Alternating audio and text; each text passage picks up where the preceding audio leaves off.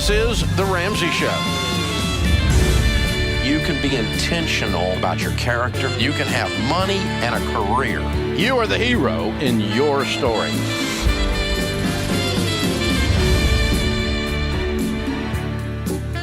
Live from the Ramsey headquarters in Nashville, Tennessee, this is The Ramsey Show, where America hangs out to have a conversation about your life and your money.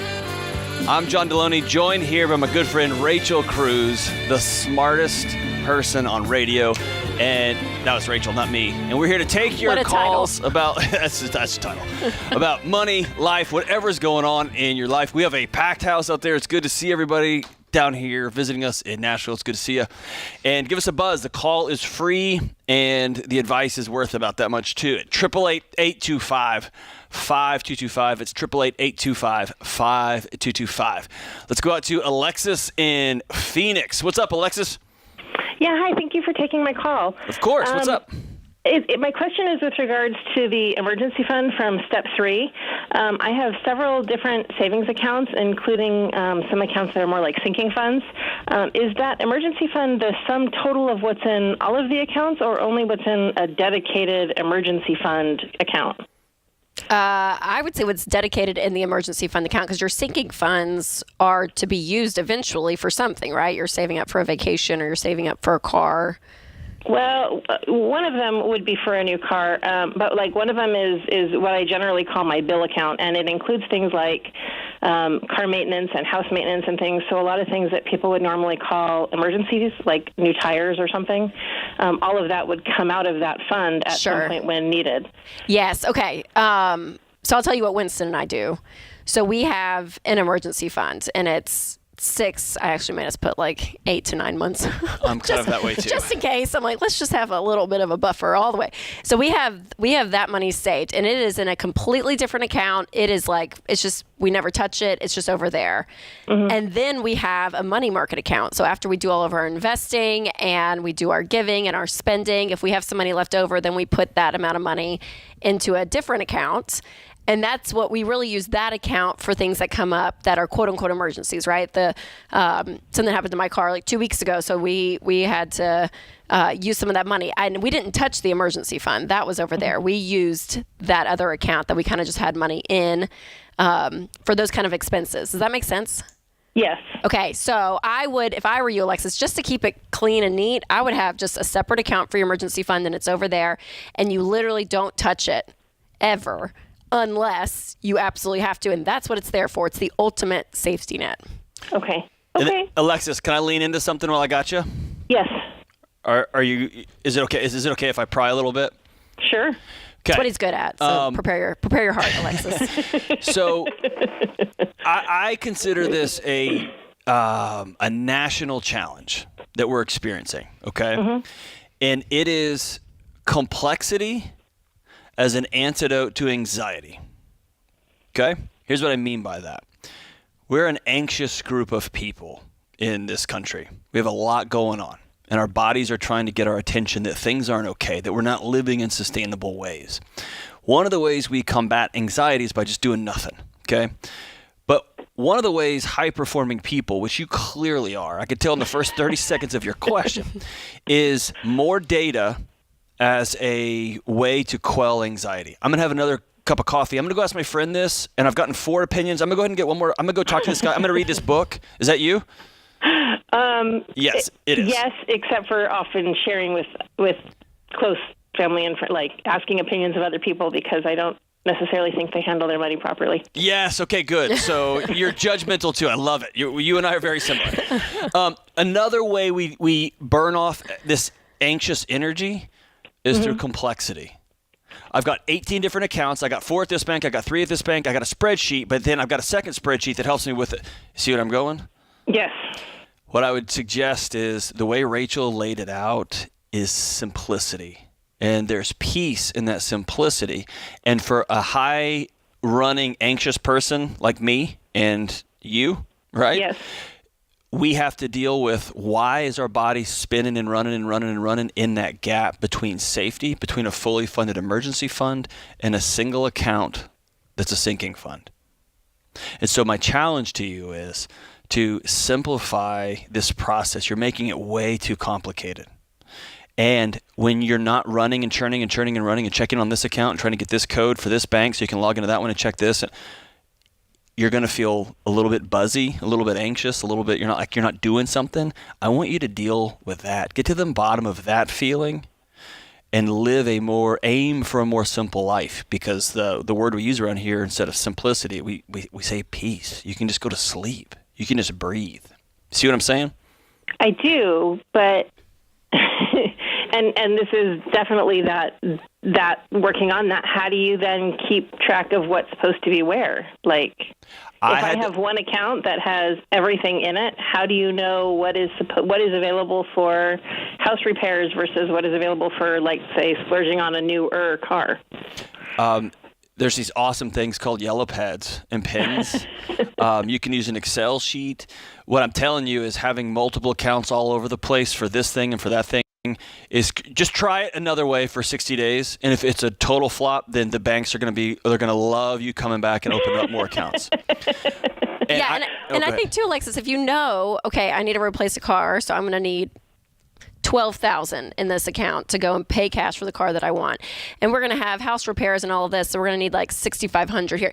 Then you just start doing the math to say, okay, how much is in this account? Okay, when do I need the car by? We have 6 months for that. The house repairs probably need to be done in the next 3 months. Like, you start to just kind of you just get a yellow pad out and a pen and start just kind of tracking it that way. Okay. Now, some people do have multiple accounts. Yeah, George has them. He's got several accounts. So there are people that definitely are like, this is my vacation accounts, all that. I just am not an organized person. So I literally would have, if I did that system for my personality and I had 10 accounts, I would forget about 4 of them. And then I would get to heaven and Jesus is like, oh, Rachel, you had all these accounts that you forgot about. It's like free money. Like, I couldn't keep track of it. Here's what you're doing, Alexis. You're dress rehearsing tragedy.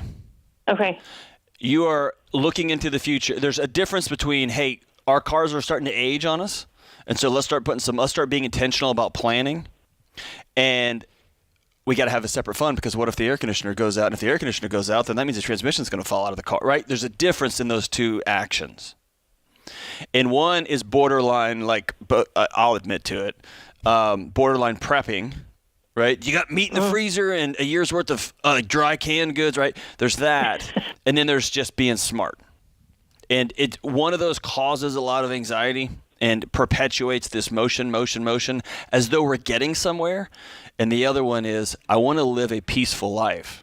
Being peaceful means I got food in case things get silly, but I'm also not going to have a hidden freezer out back that I got to go check every 2 weeks. And I tried this, Rachel. I had accounts all over the place, and it was Sheila, my wife, that finally came and said, Can we just have one? We're okay. Yes. Can we have one? Can we have an emergency fund and then our bank account? Yeah. And let's just keep this stuff. And it just brought peace to our house. The simplicity of it. Yeah. Yep. It's good. Yeah. Chaos does not help chaos. We'll be right back.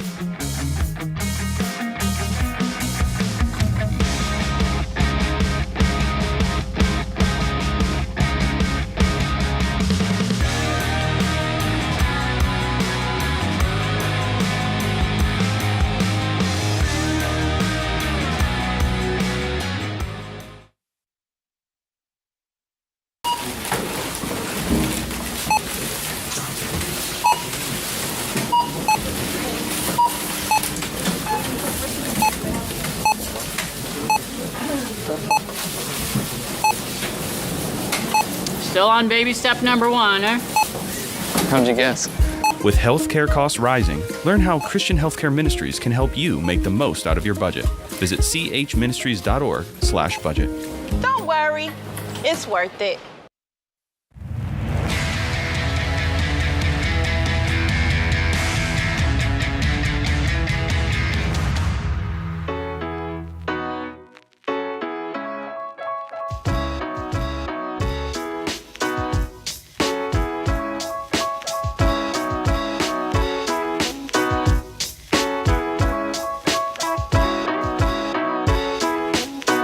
This is The Ramsey Show. I'm John Deloney, joined by Rachel Cruz, and we are taking your calls on money, taking your calls on your relationships and life and work, whatever you got going on. we've probably got an opinion about it or some expertise. And give us a free call at 888-825-5225. That's 888-825-5225. Let's go to Charlie in Tampa. What's up, Charlie? Hey, John. Hey, Rachel. How are y'all doing today? Doing great. Thanks for calling. Good. Well, I have a question about my wife and I have two children. We have a 15-year-old boy and an 8-year-old girl. And, they've seen us in their lifetime on, the Ramsey plan and doing our steps. And even the oldest used the envelope system when he, got a small allowance as a younger kid. Well, this summer he has his first full-time job just during the summer. And he's, making his first paycheck. He actually just got this past Friday. And when I mentioned tithing to him, his reply was, yeah, of course I'm going to give something to the church. But when I was teaching him the 10% standard, his eyes got kind of wide because based on a little $20 allowance here and there, that's a very small amount. But when he's looking at an $800 paycheck, that's a lot of money at first. So the question is, I just assumed that, we would require him to tithe being, his parents and him leaving our home and following our example. My wife's not at all opposed to that, but she brought up the possibility of him being able to make the decision for himself, and just wanted to see what you both thought on that. Yeah, it's a great question. When it comes to giving, I think whether you're a parent teaching a child or it's yourself, the legalistic side always rubs me the wrong way. So we encourage 10% at Ramsey, and I believe we tithe 10%, even more, Winston and myself. So I believe in it 100%, but I don't do it because it's a rule and it's an obligation. There's a heart change that occurs when it comes to giving. And so for him, I think it's a great exercise for him to learn to give, period, right? Because you want to teach your kids the things when they leave home and become adults of like, here are the habits, here are the principles and the values that I want to instill in you as a parent to a child. So when you leave home, that almost this is normal. This is how you do life. And so giving is one of those things for me. So giving is non-negotiable. Now, to require 10% out of every paycheck for him, I don't know. I mean, a part of me is like, I think it's kind of up to you as the parent to decide what it was.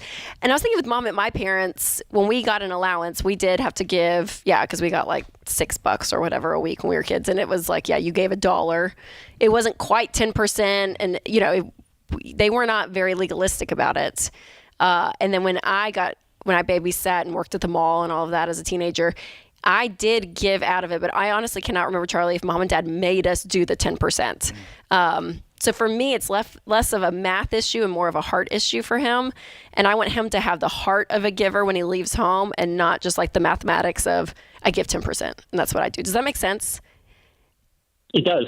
No, that's a good point. It's more of the spirit behind it that I want to encourage as a parent. Here's how we do it in our house, Charlie. And very similar is I think two guiding principles here. Number one, Rachel says that more is caught than is taught.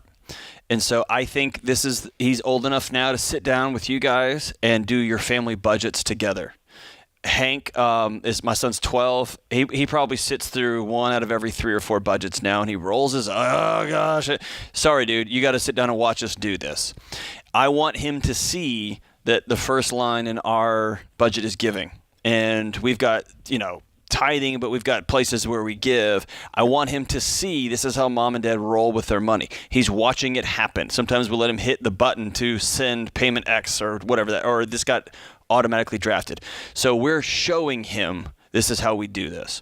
The second thing is I do think it's important to, there's a reason why you're still the steward, you're still the custodian of that money, right? You're still in charge of your kid. And so in our house, we've said you will give to something. Giving is non-negotiable. If at this age in your life you are not choosing to give here, but you're going to give there, I'm going to let you make. So that's where the decision-making capability is. So he's going to see, my son is going to see, we give to this particular organization that we believe in. We tithe in this way. So every Sunday morning, hey, the lights are on here and the air conditioner works here and our pastors can get up on stage and feed his family because we give. You will give, but you're going to give somewhere. So that's where that latitude comes in. Does that make sense? Because I'm with Rachel. The last thing I want to do is have a son who is counting dollars on a spiral notebook that he was forced to, quote unquote, give away to a thing he doesn't. You see what I'm saying? No, that's a good point. Very, very good to see that perspective. We both have no doubt that he is a very generous young man, and we've seen that. We just want to continue to promote and encourage that, and no doubt that he'll be blessed through that, as we are. And he sees that. And all the things that, we're blessed with and able to do together. That's a very great point, and that's a good takeaway. Yeah, and one thing too, Charlie, with parents that, and obviously you and your wife have done a fabulous job. I mean, from what even you've said in this call, I'm like, man, that's such good intentional parenting when it comes to money and your kids. And I'm not saying this is you, but there are some people that listen to this show religiously, and they are hardcore, and it is like there's no room for mistakes, and we're going to make the kids do everything perfect, and we got this and this. And while the motivation is good, because you're like, I want my kids to learn this, I don't want them to make the mistakes I made, you have to give room for mistakes for your kids to learn on their own. And so it's better for them to make small, inexpensive mistakes under your roof versus going out in the real world and the first time that they make a mistake, that it's out there. So I'm saying all this to say for your son, say you guys said, hey, you have to give, but the amount you want to give, we're going to let you choose. And let's just pretend, Charlie, he gives 1%, and he's like, here's just a little bit. And then maybe another month, he's like, oh man, I do feel like I really love this thing that I'm giving to you. I'm going to give a little bit more. And he starts to learn himself. The feeling of wow, what the joy of giving, brings in him. And he's learning that at 15 versus it being a mandate of that 10%. So. And one quick side note, I don't have any data on what I'm about to tell you. Here's a decision I've made, and my wife and I have made in our house. I've invited my son in he has a ballpark of how much money comes into our house every month. And I was left out of that conversation growing up. I had no idea. And so I think that helps with perspective when he says, whoa, it was way easier to put $2 in the collection plate, whatever that looks, when I made $20. It's hard to put $50 when I make $500. And you can say, yeah, I make $75,000. Here's what I'm putting in, right? And so it helps norm that scale, right? That question you were asking, it helps. And again, I know your kid, he could probably go run to school and say, can you believe my mom and dad make this much? We have had hard conversations about don't talk about money, and this is the right way to do this, and let's be respectful, and these are private numbers, et cetera. But I've just opted to let him sit down and say, here's what's coming in and here's what's going out. I want him to have a picture of how the world works, right? Yes.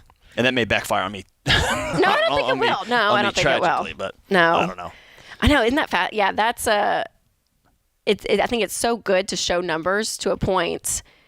To your example of like, okay, here's real world, and here's what this looks like, and here's how much cable is. Comcast that work out of our paycheck. Yeah, those shows you watch. Yeah. Here's Netflix and Disney, and they're seeing the dollars leave the paycheck, like literally. I think is Or it was the light bill was the one he saw it on the counter. And he was like, how much? It was staggering, right? Yeah. To a middle schooler, however many hundreds of dollars. Like I couldn't wrap my head around that. And it's like, when I tell you to turn the lights off in your bedroom, it was like, oh, you know what I mean? Yep. When you crank the air conditioner down to like, it has a cost to it, right? See, Mom and Dad, they did that. They shared certain things, specific numbers, but we never knew how much they like. Maybe they just didn't trust us. Yeah, I wouldn't have trusted you. I don't think they were like, we're absolutely not giving Rachel any of that information. My son is so much more trustworthy than you were. Exactly. Hank Curly probably. But hey, he is. Important thing, Morgan, and I want to reiterate what Rachel said. Grateful for your intentional parenting. If you want your kids to start engaging in certain behaviors, remember, they watch you way more than they listen to you. So if you want them to be givers, you be a giver. You want them to be generous, you be generous. How you tip people, how you love people, how you tithe and give, if that's part of your value system, whatever that looks like for you, model it and be intentional about teaching your kids.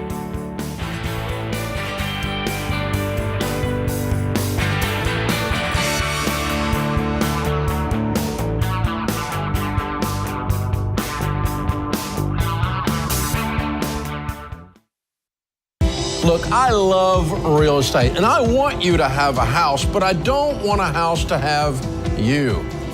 That's why you need to get in touch with Churchill Mortgage to make sure you do this right. These guys are awesome.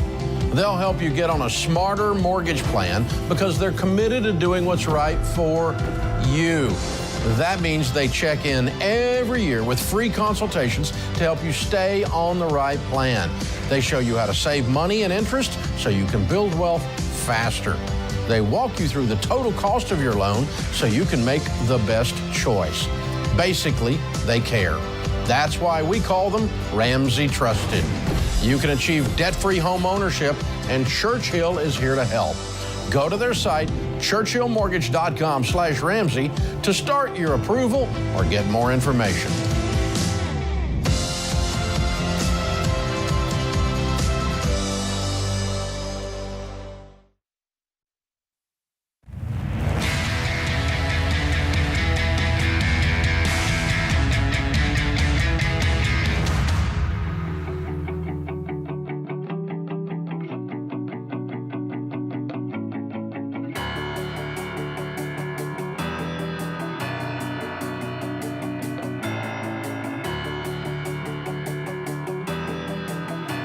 We are back, and we've got two beautiful people up on the debt-free stage. Grady and Amelia, how are we doing? Good. I'm assuming that since y'all are standing on the debt-free stage, that means y'all are here to do your debt-free scream. We are. Excellent. Okay, so where do you live? Charleston, South Carolina. Charleston, South Carolina. Great spot. Great place. And how much have y'all paid off? $55,140. 55. I love the specifics. Well, yeah, not that we're being specific to the dollar. Excellent. How long did it take? It took 14 months. Nice. Whoa, 14 months. How much are you making? At the high end, we were making about 120. 120 per year. What'd you start at? It kind of varies because I got a job, and then with COVID, I started working more hours. So it was closer to like 110. 110 to 120. Man, so y'all went for it. Yeah, that's amazing. What do y'all do for a living? I'm in the Navy. Okay. And I'm a nurse. Wonderful. Thank you both. I was going to say thank you both for your jobs. Good grief, man. That's okay, so what fantastic. happened 14 months ago, and you're like, okay, we got $55,000. And what was the debt? Was it student loans? Was it credit cards? It was a car. It was a truck. It was a motorcycle. And then the worst one was my family loan that we owed my parents money. Why did you take a family loan? I was young and dumb with money, and it bit me. And Your family loan? Your family? Or? So her family loaned us some money because I had a couple of loans that were up to 28% interest, and we just couldn't handle it. Mm-hmm. So they said, hey, we'll pay it off, and then you just pay us with low interest or no interest or whatever it was. Okay. Was that the best one to get rid of? Yeah. Yes. Sorry, Mom and Dad. Okay, hold on. What was it like going to your father-in-law and mother-in-law and saying, I'm in the Navy, and I have a really cool jacked-up truck and a motorcycle. Can I borrow some money? Walk us through that. So that was more of her doing. She kind of did that, went to her mom and was just kind of like, we're moving and I'm about to not have a job and I don't see how we're going to make it. And her mom was kind of like, okay, well, we can loan y'all the money and pay off that, and then y'all can slowly start paying us back. Yeah. And that was our number one that we paid off. Okay. Wow. Yeah. How much of that was the 55? It started at 28,000. Okay. And then, by the time we started Dave Ramsey's program, it was about 22. Okay. Awesome. Yeah. So half of that was that family loan. Mm-hmm. Okay, so what happened that got you? How'd you come up with us weirdos? How'd you get connected to this whole crazy crew? What happened? She was, she had already heard of Dave Ramsey and was doing the debt snowball, but it only works so well with one person. And then our church had the FPU, and so she said, hey, we should go to this. And we went, and I think within a couple of weeks I was on board going, we could do this. Okay, so what changed your mind then? What was the thing that clicked for you in that class, or what was said that you were like, okay, this could be doable?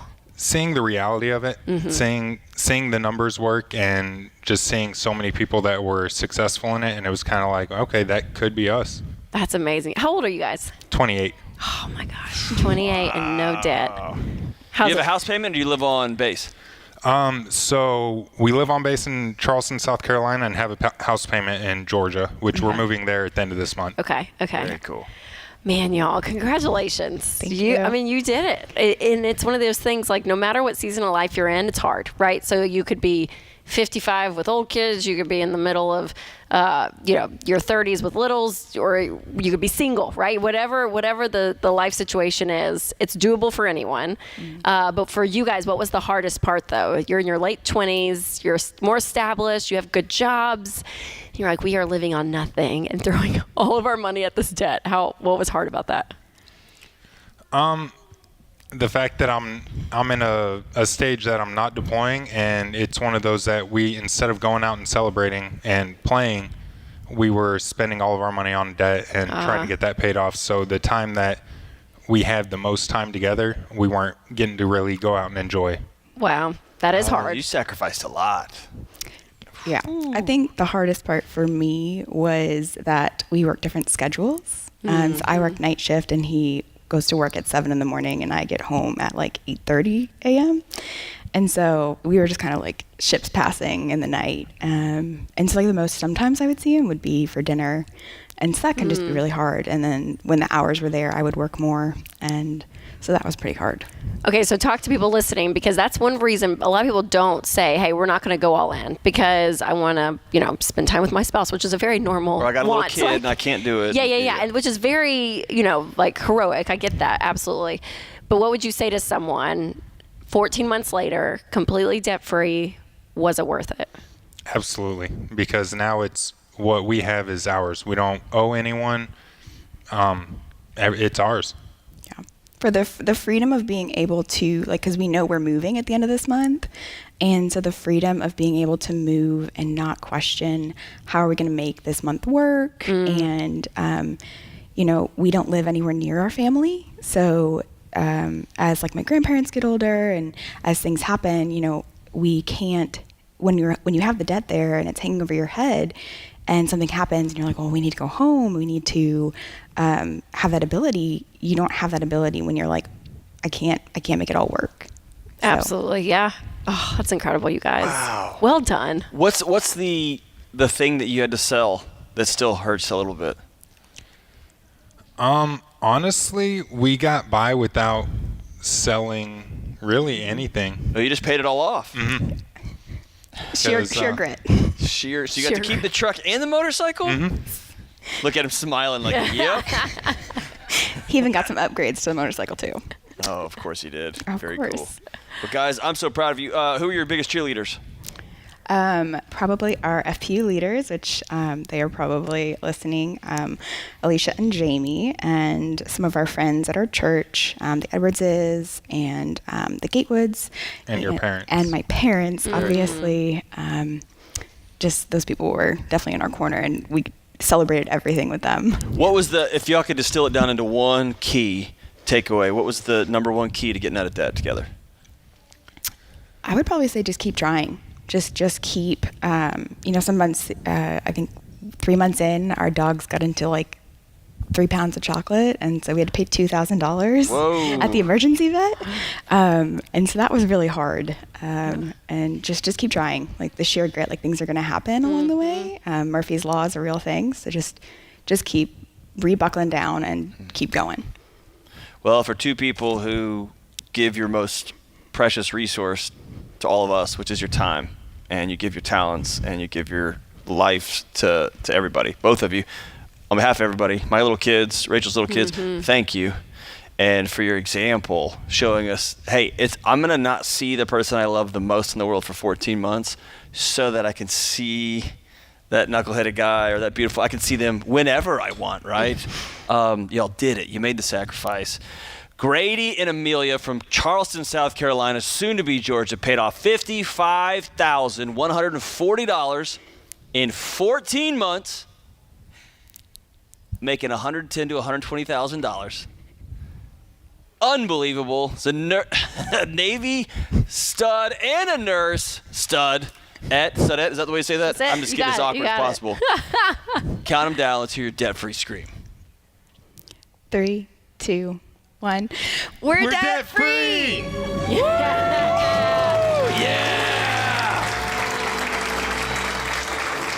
Love amazing. Oh. Amazing. And hey, we're going to give you a copy of Dave's #1 best-selling book, Total Money Makeover, so you can gift that to somebody who needs it. We're also going to give you a copy of Baby Steps Millionaires, because that's the next step in your journey. Unbelievable, Rachel. Incredible. I love it. It's what we talk about all the time, and they did it. I can listen to Jeffrey Screams all day. So great. Congratulations, you guys.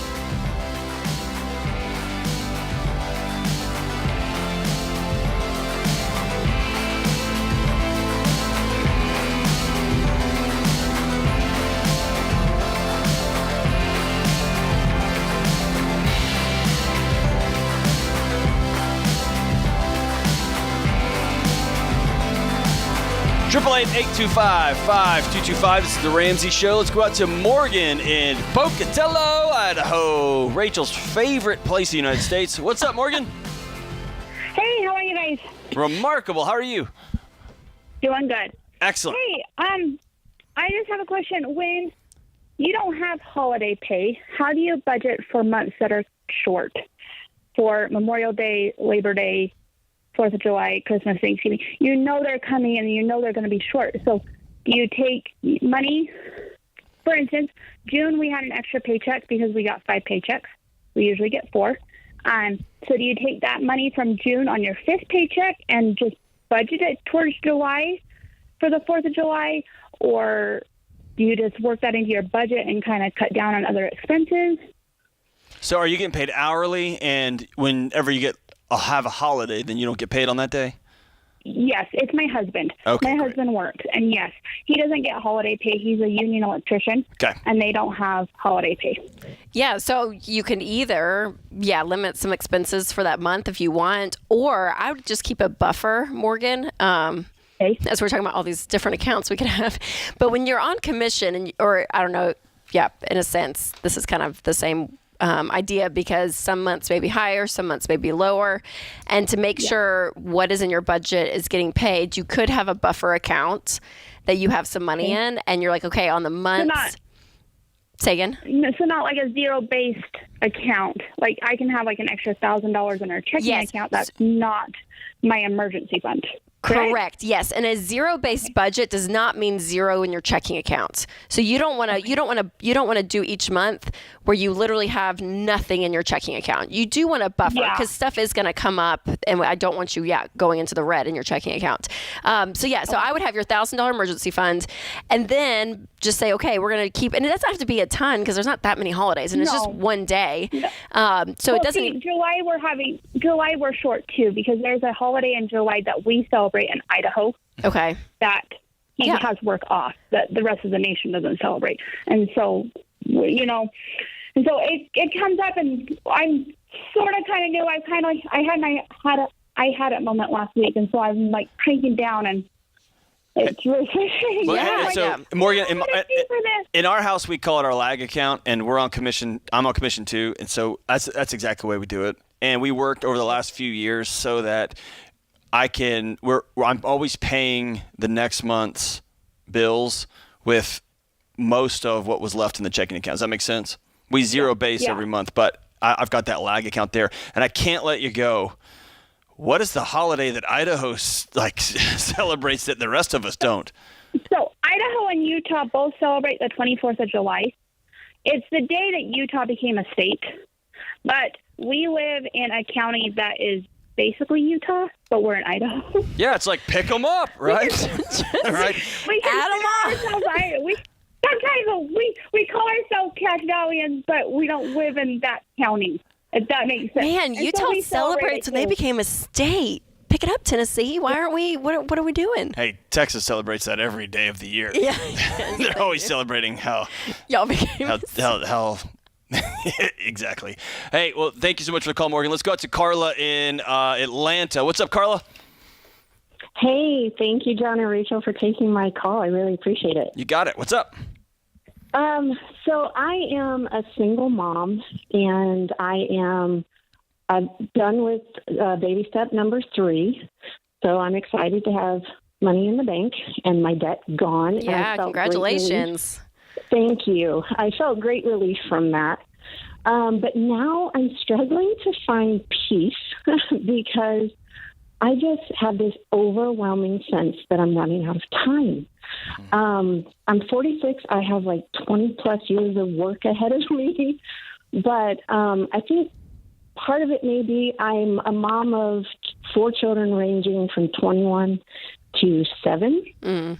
And I feel like I lost a bunch of time with my older kids because I wasn't in a financially good place. And now I'm like trying to figure out how to save for a car, save for a possible wedding for my oldest, save for a house, like all these things that I want to do and accomplish, but I feel like I'm running out of time. So 2 things are at play here, okay? Number 1, you have to set that guilt down. You didn't miss out on your kids. You worked to keep that thing running, okay? I want you to, this is going to sound so cheesy, but I want you to do this. I want you to go to Home Depot and buy a brick paver, and I want you to duct tape on it, lost time with kids. And I want you to carry it around for a bit, 10 or 15 minutes, and then I want you to set it down and never pick it up again. Okay? Okay.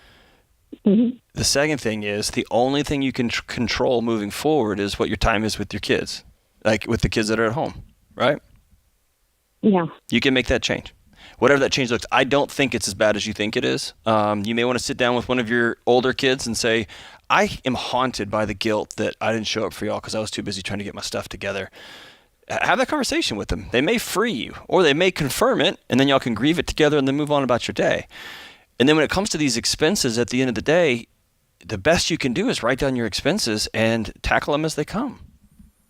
But what you're doing right now is you're robbing from your current present joy with future problems that haven't happened yet. See what I'm saying? Got it. Yeah. No, I do. I just have felt so stuck. Yeah. In trying to free myself from that. It's grief. Guilt, like you were calling it. Yeah, exactly. It absolutely is grief. You're going to have to grieve it. I'm going to give you, hang on the line. I'm going to send you a copy of my latest book, Own Your Past, Change Your Future. There's a whole chapter on grief. As a society, we're terrible at it, right? We're terrible at sitting down and saying, I wanted it to look like this, and here's reality. And you got to sit in that for a minute, and then there's some really clear paths out of that grief and experiencing it. And some of that grief's going to go forever. You're going to always like regret, man, I missed this and I didn't show up for that because I was busy working. And at one point, your kid's going to look at you and say, yeah, but we had a roof and we had food and I love you and I'm so grateful for you. Right? Yeah. Yes, absolutely. Hey, for whatever it's worth, you're worth being well. Well, thank you. And for the first time in a long time, I want you to start being nice to our new friend, Carla. Because you're mean to her. Is that fair? I am. You're mean to Carla. I like and Carla. Too, all the expenses you're talking about are legitimate, right? A wedding. And is the car for you or one of your kids?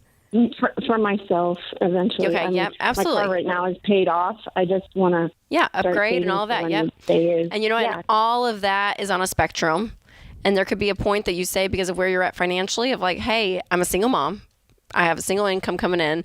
And so my upgrade on my car may be just this, even though I would love this. Maybe it's this for this time because I'm going to spend time with my kids and not work extra to get a crazy upgrade on the car. Or maybe for the wedding, it's, hey, I'm going to do the best I can to save, but I'm also going to realize that what is more important as a mom and who I am to my kids is being present with them, being in conversation with them, asking them questions, knowing them, being with them. All of that carries such weight, Carla, for your kids into their adult life more than you paying for a wedding. Even though I want you to do that, and I think it's a very noble goal, but I think, just I think take the pressure off. I think you're doing a much better job than you're giving yourself credit for. And I want you to grieve those pictures she just mentioned. You have a picture of yourself at 50 in this dope, I don't know, Escalade. Are you an Escalade kind of lady? Like you have like this awesome Escalade, and it might not happen. You might be riding a Corolla, and you have this picture of a wedding. You're going to be able to lavishly. It may not happen. Grieve that picture, and then come back to reality and live there. You're doing great, Carla. You're a good mom. You're such a good mom. So good. Hey, that's the first hour in the books here on the Ramsey Show. Stay with us. We'll be right back.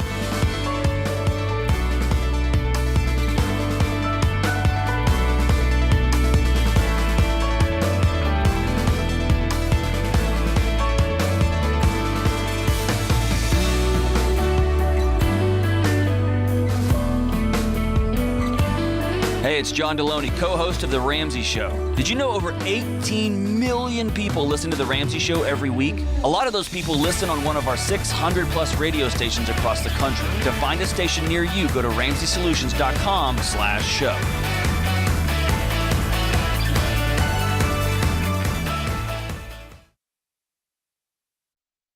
Three.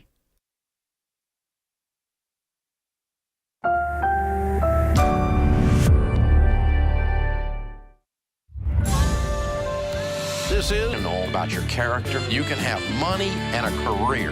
You are the hero in your story.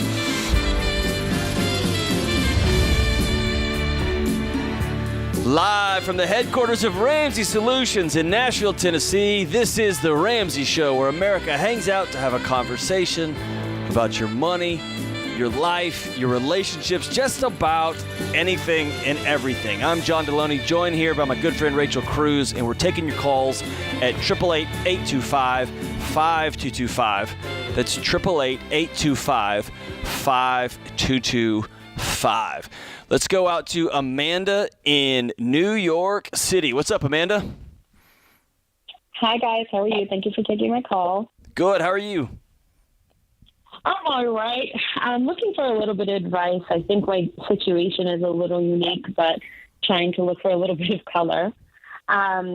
So I work full-time at a law firm, and my boss posed the idea of applying to law school and inheriting the firm in the event that I was accepted. So I was recently accepted, and so now I'm trying to deal with payment of tuition. I'm also fortunate in that my boss is funding half of the tuition, and so it's my responsibility to fund the other half. My husband and I were in the middle of baby step 2 when I got my acceptance, and so we paused the baby steps to try to cash flow as much of law school as we could. But we do still have some student loan debt from my undergrad. And so I'm trying to deal with the guilt of the possibility of having to take on additional student loan debt while also still trying to balance what seems like a really great opportunity. I don't think those things are mutually exclusive. Okay. It is a great opportunity. It's pretty cool. Your boss clearly sees something in you and is willing to put his money where his mouth is, right? Right. There's very few things more flattering than that. I think somebody telling you, you're my person and I'll spend the rest of my life with you is really flattering. And a boss that calls you in and says, I see so much in you, I want you to go get extra training, and I'm willing to foot part of that bill. That's awesome. And I was a dean of students at a law school for a long time. And the law school debt is crippling. And the panic and the anxiety and the frustration and the movements professionally that happens makes me tell you, do not go into debt. And it can still be a great opportunity and not the right time for this great opportunity. And if your boss says, well, it's now or never, then he's giving you a hint into his character in a way that you may not want to tether yourself to him for the next 4, 5, 10 years. If he says, absolutely understand, circle back to me, and you and your husband get really intense and save up the cash, because I think the a law degree is one of the single greatest credentials you can have. I think it's a super valuable thing, and I'm in awe of people who go through that process. I just wouldn't borrow money to do it. And I know that's hard, what I'm saying. I know that. Yeah, it's definitely like a hard pill to swallow, only because my husband and I are in our 30s, so I'm going back like a little bit later in general. And so... How much longer do you have left, Amanda? She hadn't started yet. I haven't started. Oh, you haven't? Oh, I thought you said you're in the middle. I'm sorry. So here's what I know. I'm supposed to be starting in August. Did you get into an Ivy League school? No. Okay. No. I'm going to a local school. It is private. I was given a partial scholarship, so the entirety of the bill between the two of us is $30,000. He's paying for half of that, and I would be responsible for $15,000. My husband and I, after buckling down, cash flowed or saved up enough cash flow half of that, and so I would hypothetically be taking out a loan for the balance. Yeah, I wouldn't. I just wouldn't do that. I'd rather say, one, go in and defer your admission, which I don't. Outside of an Ivy League school that's just got incredible admissions pressure, I don't know a law school that wouldn't defer in this current climate. The tables have turned at most law schools where they're looking for students. When I was trying to go to law school back in the day, or I was thinking about it, it was very, very few seats and a lot of students, and that has flipped. And so you can go defer your admission for 1 year and tell your boss, man, I'm all in. I love this idea. It's just not financially feasible for us. My guess is he's going to say, what's it going to cost? And if you've got some skin in the game, he may meet that. Otherwise, he may say, cool, and say, we're going to make this work in the fall. My husband and I are going to save up a bunch of money, and we're going to go forward with it. And if he asks you, you can say, we just don't do debt in our house. And if he's got a visceral response that's negative to that, I think that gives you a long-term picture of who you're working for, quite honestly. Who's going to, and it's just, he's looking at one of your values and saying, well, that's stupid. And I just don't know if he's going to do that. I don't think he's going to. I think he values you a lot. And Amanda, do you, how does that hit you though? Waiting a year, just say all of that worked out, right? You're able to defer, save up the money, and have it to go in a year. What does that do to you? I just don't know if within a year we would be able to save that amount of money, because over the course of it, I'm doing a part-time program because I would be working full-time and going to school part-time. And so it's 4 years versus 3. And I just can't see saving what would be $40,000 in a year. Yeah, but after that, I mean, you're talking about raises, you're talking about externships where you're going to get paid. I mean, there's all different ways, especially once you get out of your 1L a year, there's ways to get part-time job. I mean, there's ways to make this work with additional resources. You're really struggling to get through the first year and a half, if not 2 years. And then after that, the game changes quite a bit. How old are you? We're 32. That's the other. That's the other addition. So yeah. I told this story in my latest book here. My wife was talking to a couple of friends who were, I think they were 35. And both of them, they're all hanging out. And one of them said, you know what? I really kicked myself. I should have gone to med school. And this person's spouse said, me too. That's my dream, to always go to med school, but we're 35 and we won't be actually out practicing medicine on our own until we're 42. And my wife, who's very, very wise, said, that's not the question. The question is, you're going to be 42. The question is, do you want to be doctors when you're 42 or not? And so I would tell you is, you're going to be 36. You're going to be 37. Do you want to be a lawyer when you're 37 or not a lawyer when you're 37? That's the real question. And if you want to be a lawyer when you're 37, take a year, work like crazy, have your husband pick up a second job, because this is a family shift. And you know as well as I do, law school's really hard on everybody, right? So that when I'm 37, I'm going to take the back 2/3 of my life and be an attorney and go help the least of these or do whatever we're doing with our law firm. Does that make sense? Yeah. It's real easy difficult. to get. It is. It's so hard. It's so hard, especially when it feels like I've got a deal that I've got to move on right this second or it all comes down. Yeah. If you're backed into a corner that way, I'd let the deal pass. That's it. You never make really good decisions when you don't have a lot of options.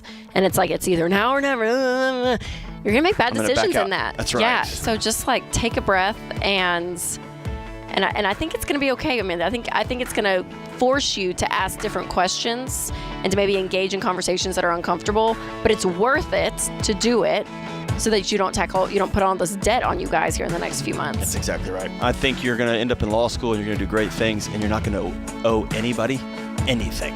We'll be right back.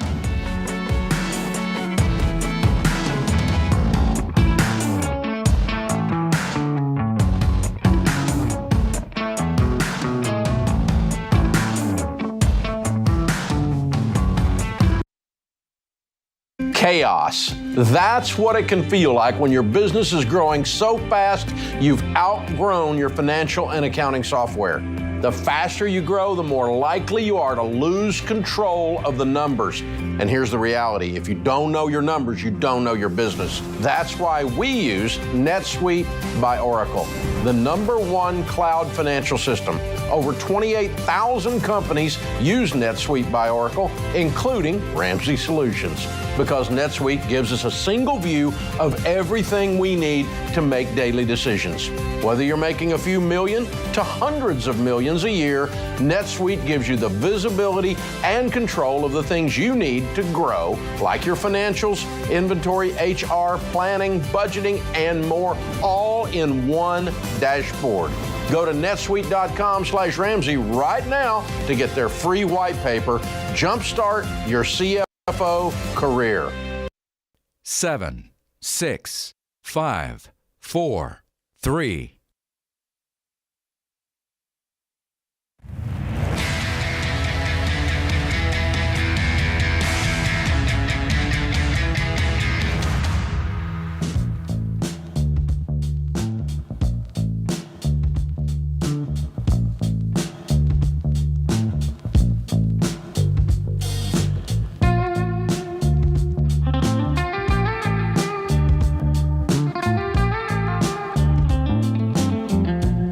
This is the Ramsey Show, 888-825-5225. I'm John Deloney, joined here by Rachel Cruz. Rachel, we got an event coming up. Tell us about it. Yeah, we're excited about this. It's crazy, just the real estate market right now. I feel like so many people are talking about it. There's so much doom and gloom, and people are thinking, oh, what's going to happen to the housing prices? But we here at Ramsey like to focus on facts, not feelings. We like to look at the data of what's going on. So next week, we're doing a free real estate reality check live stream. So it's a one-night special on July 14th. George Camel, myself, and Dave Ramsey, we're going to help you understand how the market actually works and then how to navigate it right now. So we're just saying right now, from what everything looks like, it's not going to crash. We're not going into a deep, deep depression like some people are saying on TikTok and Instagram and the news. So we're going to show you the facts behind it and why it's actually still a good time to buy and sell. So don't miss this event. Again, it's Thursday, July 14th, next Thursday. And you can register for the event right now for free if you go to RamseySolutions.com/reality-check. RamseySolutions.com/reality-check. I think it's important to put a pin in this real quick. Let's say you got in a car wreck when you were 15 and you were making a left turn and you were stopped at the intersection and somebody just T-boned you. Your brain, which is a prediction machine and a threat detection system, that's what it does. Anytime you move into a left lane to make a left turn in an intersection, your heart rate's going to go up a little bit. Your body remembers this moment, and it remembers, we got T-boned here, we got, look out, right? And even though everything's fine, right? And you're going to start, your stress response is going to kick in for you to defend you because only our bodies remember this. How scared our parents were, how all of a sudden home prices dropped off. The news is doom. That was really what I feel like the doom and gloom news kicked in and became a sensational thing. And so as we're getting into, maybe we're heading towards a recession. The stock market's all crazy. Everybody's struggling with finances. Inflation's out of control. Our bodies remember. And it starts saying, look out, right? And that's where I think this event is so important, because the antidote to that is facts, is truth, right? Is actual data, not following that fear into the middle of the intersection, assuring that you get in a wreck, right? Right, absolutely, yeah. So most of us have been through this before. It's when you got to step back. Jocko says you got to detach, right? You got to exhale and say, okay, what is the data? What's this real situation look like? What's it saying? Yep. Yeah. And there's just something about that panic And because you know me, I love a good conspiracy theory. So even those, it's like, oh my gosh, what's gonna happen? And you kind of you're in it, and then you're kind of freaking out, and you start making decisions in that world and in that mindset, and it's like, no, you can't do that. You can't do that. You have to look at the facts of what's going on. And in a weird way, the facts are not as exciting and crazy and talkative. They're like, there's not like major big talking points of how exciting the actual facts and the data are of like, when I mean facts, I mean like how many homes legitimately are for sale, legitimately how many new homes, what does supply and demand look like? I mean, how many buyers are there? Yeah, right? This is facts. So we're gonna give it to you, but it's it'll be great, and it's just to bring you hope too in this time. That's right. It's all about hope. Yes, it's okay. We're gonna be okay. Yes, our price is higher than they were in 2019. Absolutely, yes. So what are we gonna do about it? So it's I'm glad y'all are doing this. I'm glad y'all are just bringing some facts and some data and some peace to this madness, man. It's so good. All right, let's go to Julie in Raleigh. What's up, Julie? Hey, guys. How are you doing? Good. How are you? Doing great. First of all, thank you for changing our financial future. I really appreciate all the help you guys give. Today, I wanted to ask about cell phones. We are thinking of upgrading our phones, possibly in the fall. And there are some specials going where you essentially get I'm going to call it a free phone. And they will add that payment to your bill over 3 years, but then they give you that same amount back as a credit over that same period of time. Instead of us shelling out $1,000 per phone, is it okay to just get that free phone over the period of time if it's not costing us anything? What's the credit back? Say that again. So they'll charge your bill each month for the phone for, let's say, $25, but then they credit that same $25 back on that same bill. Okay, it's just their way of accounting. Two things here. First one is, anytime there's a scheme like this, which is what it is, right? I always want to know what's the long-term play. So we know a company whose business is making money. That's their job. They are not going to give away a $1,000 cell phone because they're nice. So what will they get by, quote unquote, giving you a free phone or basically loaning it to you for 3 years and giving you a fake charge and a fake credit, a neutral credit? What are they getting in return? Our service for the next 3 years. Plus what? At the end of this 3 years, you're going to look down and you are going to feel so good because you have earned, through your hard work and dedication, another 3-year contract with him and a free phone. See what I'm saying? Mm-hmm. So what I would say, there is no free anything. It's always going to come at a cost. And so I want to know, what are they getting out of handing me $1,000 computer? That's number one. Number two is, I have an aversion, and I don't, Rachel, you can talk to me more about the Ramsey policy, but I have an aversion to anybody who is trying to, quote unquote, own me down the road. And so my funny story is, I think I was an AT&T customer at the time. I walked in and said, I need to get I'm going to be a new customer. And they started automatically enrolling me into this program where, I said, I want to pay cash right now for this phone. And it took 3 different people. And finally one guy goes, nobody's ever done this before. And he's like, can you just roll it into the payment plan? And I said, I can't sleep at night knowing that I owe you money for this depreciating asset in my pocket.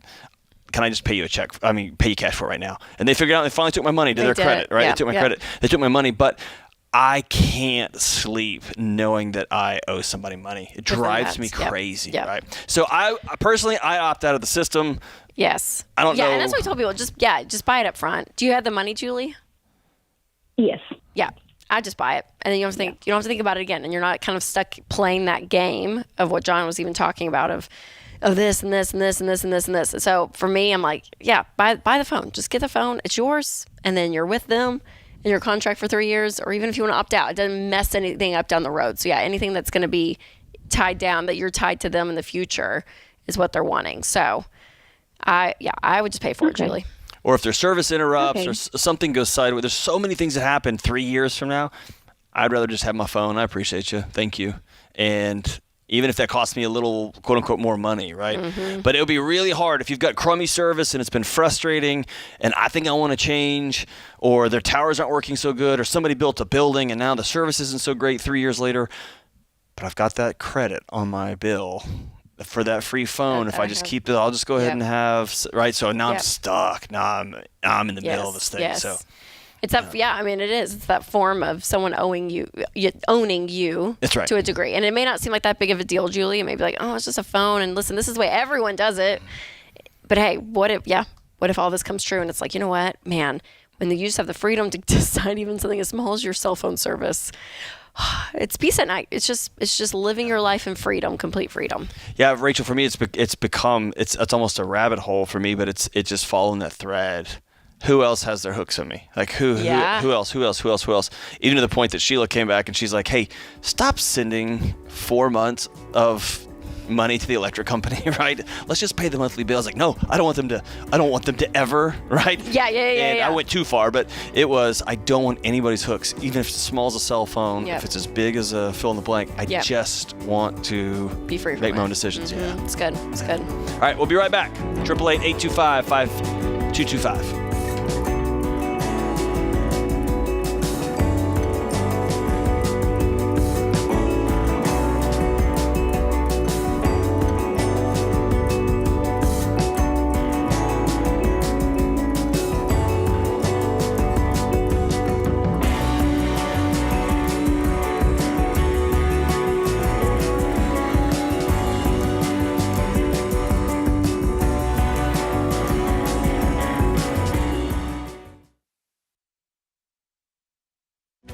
If you're looking for ways to update your home without blowing the budget, I've got it. For years, I've been telling you about our friends at Blinds.com. Blinds.com makes it simple to shop top quality blinds, shades, and interior shutters from home with easy online ordering and free shipping. With Blinds.com, there's no need to renovate your entire home. Just change out what's on your windows with upscale choices like faux wood blinds, cellular, and roller shades, or even outdoor shades. Plus, Blinds.com guarantees the perfect fit, whether you do it yourself or you have them measure and install everything for you. Shop their latest looks and see how much you can save at Blinds.com today. The easy and affordable way to make your home more beautiful is Blinds.com.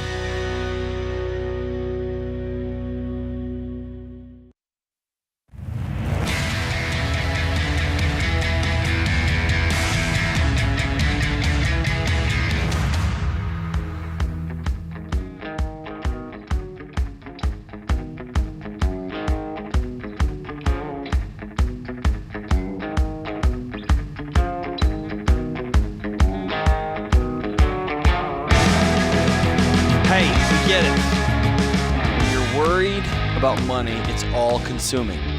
You wonder if you got enough money for your bills or if you can even afford to fill up at the gas station. It's always on your mind and it's weighing you down and it's getting in the way of relationships. You're waking up in the middle of the night. This is a scary time. But listen, you shouldn't have to live with that kind of stress, and you don't have to. When you follow a proven plan, you'll discover peace with your money. In Financial Peace University, you'll learn the same plan that's helped almost 10 million people budget, save, and spend wisely, pay off debt, and build wealth. Now listen, it's not going to be a bunch of fireworks like some TikTok influencer that's like, yeah. It's not. It's a plan, and it works every time. And now's a great time to take the course because we just updated a ton of the content. Plus, me and George Camel are now a part of it too. All new videos. Decide today that you're done letting money stress rule your life. And I don't know anybody who's not stressing about their money. You can do this. Get started with Financial Peace University by visiting RamseySolutions.com/FPU. That's RamseySolutions.com/FPU. All right, let's go to Jeff in Macon, Georgia. Hey, Jeff, what's up, man? All right, how you doing? Outstanding, brother. How are you? Just fine. As hot as it can be, but we're getting by. It is warm outside Same for here, sure. Jeff. Yes. What's up, man? How can we help? I've been listening to y'all's program here for just a little bit, not a whole lot, and I've got a little bit of debt, not much. But my question is buying versus building. I personally own property, and I've got a modular home on it that's paid for. That's not a very old one. It's like a triple wide. I guess it's one of the kings of the double wide trailer. But I was looking at it's king of the double wide. Buying a new house, because I've actually got I'm 40 years old, and I've been working at my job for 23 years. Oh wow! So that put me starting at 18, and I've got it's like a government job. I work with a municipality. And I've got 10 more years to work. I can retire at 51 and a half is my set retire date. And I'm not saying that I'm not going to work past then, but I probably won't work here past then. That's when I'll probably start making real money. But anyway, my question is buying a house versus building a house. And around here where I'm at, houses they're high than what they were, but they're not super, super high like everywhere else in the world. But like I said, I do have a piece of property. I do have a slab that's on this piece of property that I was going to make, my shop. But I don't mind giving it up for, if I build a house on it. And I could probably be involved in the building aspect because, I work for Public Works. I'm a gas superintendent. So, I know a lot about plumbing, building, electrical, and stuff like that. Okay. So, Jeff, so you said you don't have a lot of debt. How much is not a lot of debt? I've got $12,000, and I'll probably have it paid out probably first of next year, and it's all linked on one car. And I've got a bunch of toys, and that was the other thing I was going to ask about is I've got bass boats. My wife's car's paid for. My truck's paid for. I do a lot of messing with automobiles, like as projects, and I've got several vehicles that I could sell. Yeah. Okay. So how much do you make a year, Jeff? You and your wife combined? I don't. My wife isn't able to work because she has to keep our grandkids. Okay. And so it's pretty much me, the sole provider. I make about $62,000 to $65,000 a year. Okay. At my job, and that's my taxable income. And do y'all have any other savings? Any savings? I keep about $1,000 to $1,500 just for a rainy day. I guess it's probably not near enough for rain, but I have a lot of sick leave time accumulated, as you would think. Being there that long, I get one day every month. So I've got like 900 sick leave hours. Cash. Yeah, cash. Maybe $1,500 cash. And are you guys living in the king of the double wide right now? That's correct. That's where you guys are. Okay. Honestly, Jeff, I don't feel like I don't feel like you're in a good position to buy a house or to build right now. So if I were you guys, I would pay off this $12,000, and that could be selling some of the toys you were talking about that you have, selling all of that, throwing it at this debt, but cleaning this debt up. And then saving for an emergency fund. So that'll be 3 to 6 months of expenses. And then beyond that, start looking at, okay, what do we want the house situation to look like? And so building naturally is always going to be a little bit more expensive, but you can always go and price it out and just say, hey, if I have a builder come in, and since you're great with trade, you're going to be able to help out. You said, maybe things that you don't have to hide. I could probably build it myself. Yeah, honestly. So I would look to see, okay, how long is it going to take us to pay off this debt if we're aggressive and pay things off? How long is it going to take us to get a fully funded emergency fund? And then what's that date? And then have a date in your mind. So maybe let's just, for easy math, we'll just say next July. So a year from now, we can start looking to see, okay, we're going to start looking at the house situation. And so price out some homes in the area right now and just say, hey, here's the kind of homes we like. Here's what we're thinking. And then back out into the math and say, the way we present when you take out a mortgage is that you want to put at least 5-10% down, ideally 20%, so you can avoid PMI, and they get a 15-year fixed rate mortgage, and that payment be no more than 25% of your take-home pay. And so use that formula to kind of look around at homes in your area and see if there's any home that you're like, oh yeah, that would be awesome to buy. We like something like that in that area. And if not, and maybe you say, hey, let's price out building, And again, putting in your trade, what you're good at, look at supplies, all of it, and just price it out. And then it really just becomes a decision for you and your wife to make, to say, hey, here's what we can afford. Here's what the house would be if we built it. Here's a home that we could buy, a pre-existing home. And you guys make that call then. But I would not do that while you still have this $12,000 and no savings. Okay. Yeah, I could get rid of the debt tomorrow just by selling, like it's attached to a Camaro that I've got, and I've already had like dealerships that's offered me 16 for it so I could actually do have 4,000 tomorrow. If I'm you, I'd do it tomorrow, and I'd have $4,000 towards my emergency fund already.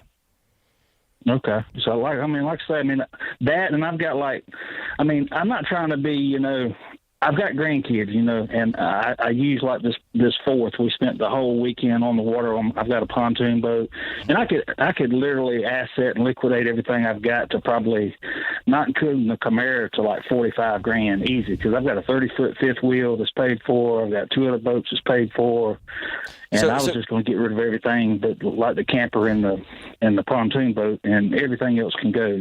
Jeff, here's what I promise you: if you go do that, and you get honest about cleaning up your property, and you get honest about getting rid of just all these projects and the cars and stuff, number one, you have a rare ability that most of the people that call the show don't have, and that's to flip a light switch. You could have a fully funded emergency fund and be completely debt-free in 7 days. Yeah, and I was debt free until I got the wind and got feeling old and thought I wanted to buy this darn car. But hey, we all have made dumb mistakes with our money. It's about getting up and dusting ourselves off and going again. Then you can get serious about buying a house. It would be unethical for Rachel and I to tell you, you know what, you need to go buy a house right now, because one thing or two things go wrong on that house and you're going to be in a mess. Yeah. So, dude, sell the stuff, and then you're talking a week, 2 weeks, 3 weeks, you're completely debt-free, you get a fully funded emergency fund, and then you and your wife can sit down and have a fun conversation, which is not what do we have to do, but what do we want to do? What do we want this thing to look like? What do we want our back half of our life to be? Man, and I think that's a whole different conversation than what can we afford and how are we going to squeeze this thing out. But you're in a great position, man. And I promise you, she's going to be real happy without all those cars and boats and everything out on the lawn. Man, you're going to give her yard back, dude. That's going to be awesome. We'll be right back on The Ramsey Show.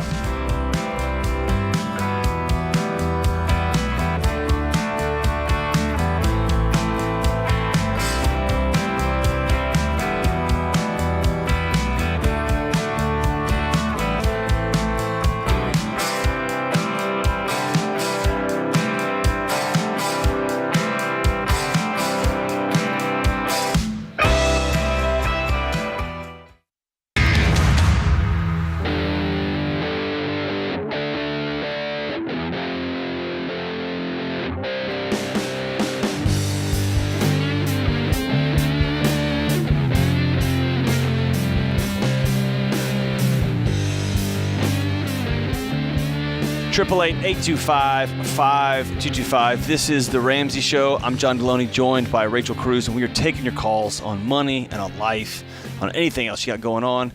Let's go out to Anthony in Kansas City, Missouri. What's up, Anthony? Oh, what's going on? How you doing? We're doing all right, brother. How are you? I'm pretty good. It's hot over here, so it is cool. Making its way across the country here. So what's up, dude? How can we help? Hey, I was just calling today because I'm trying to get some advice on starting a budget, trying to get out of debt. I don't have any clue on where to start.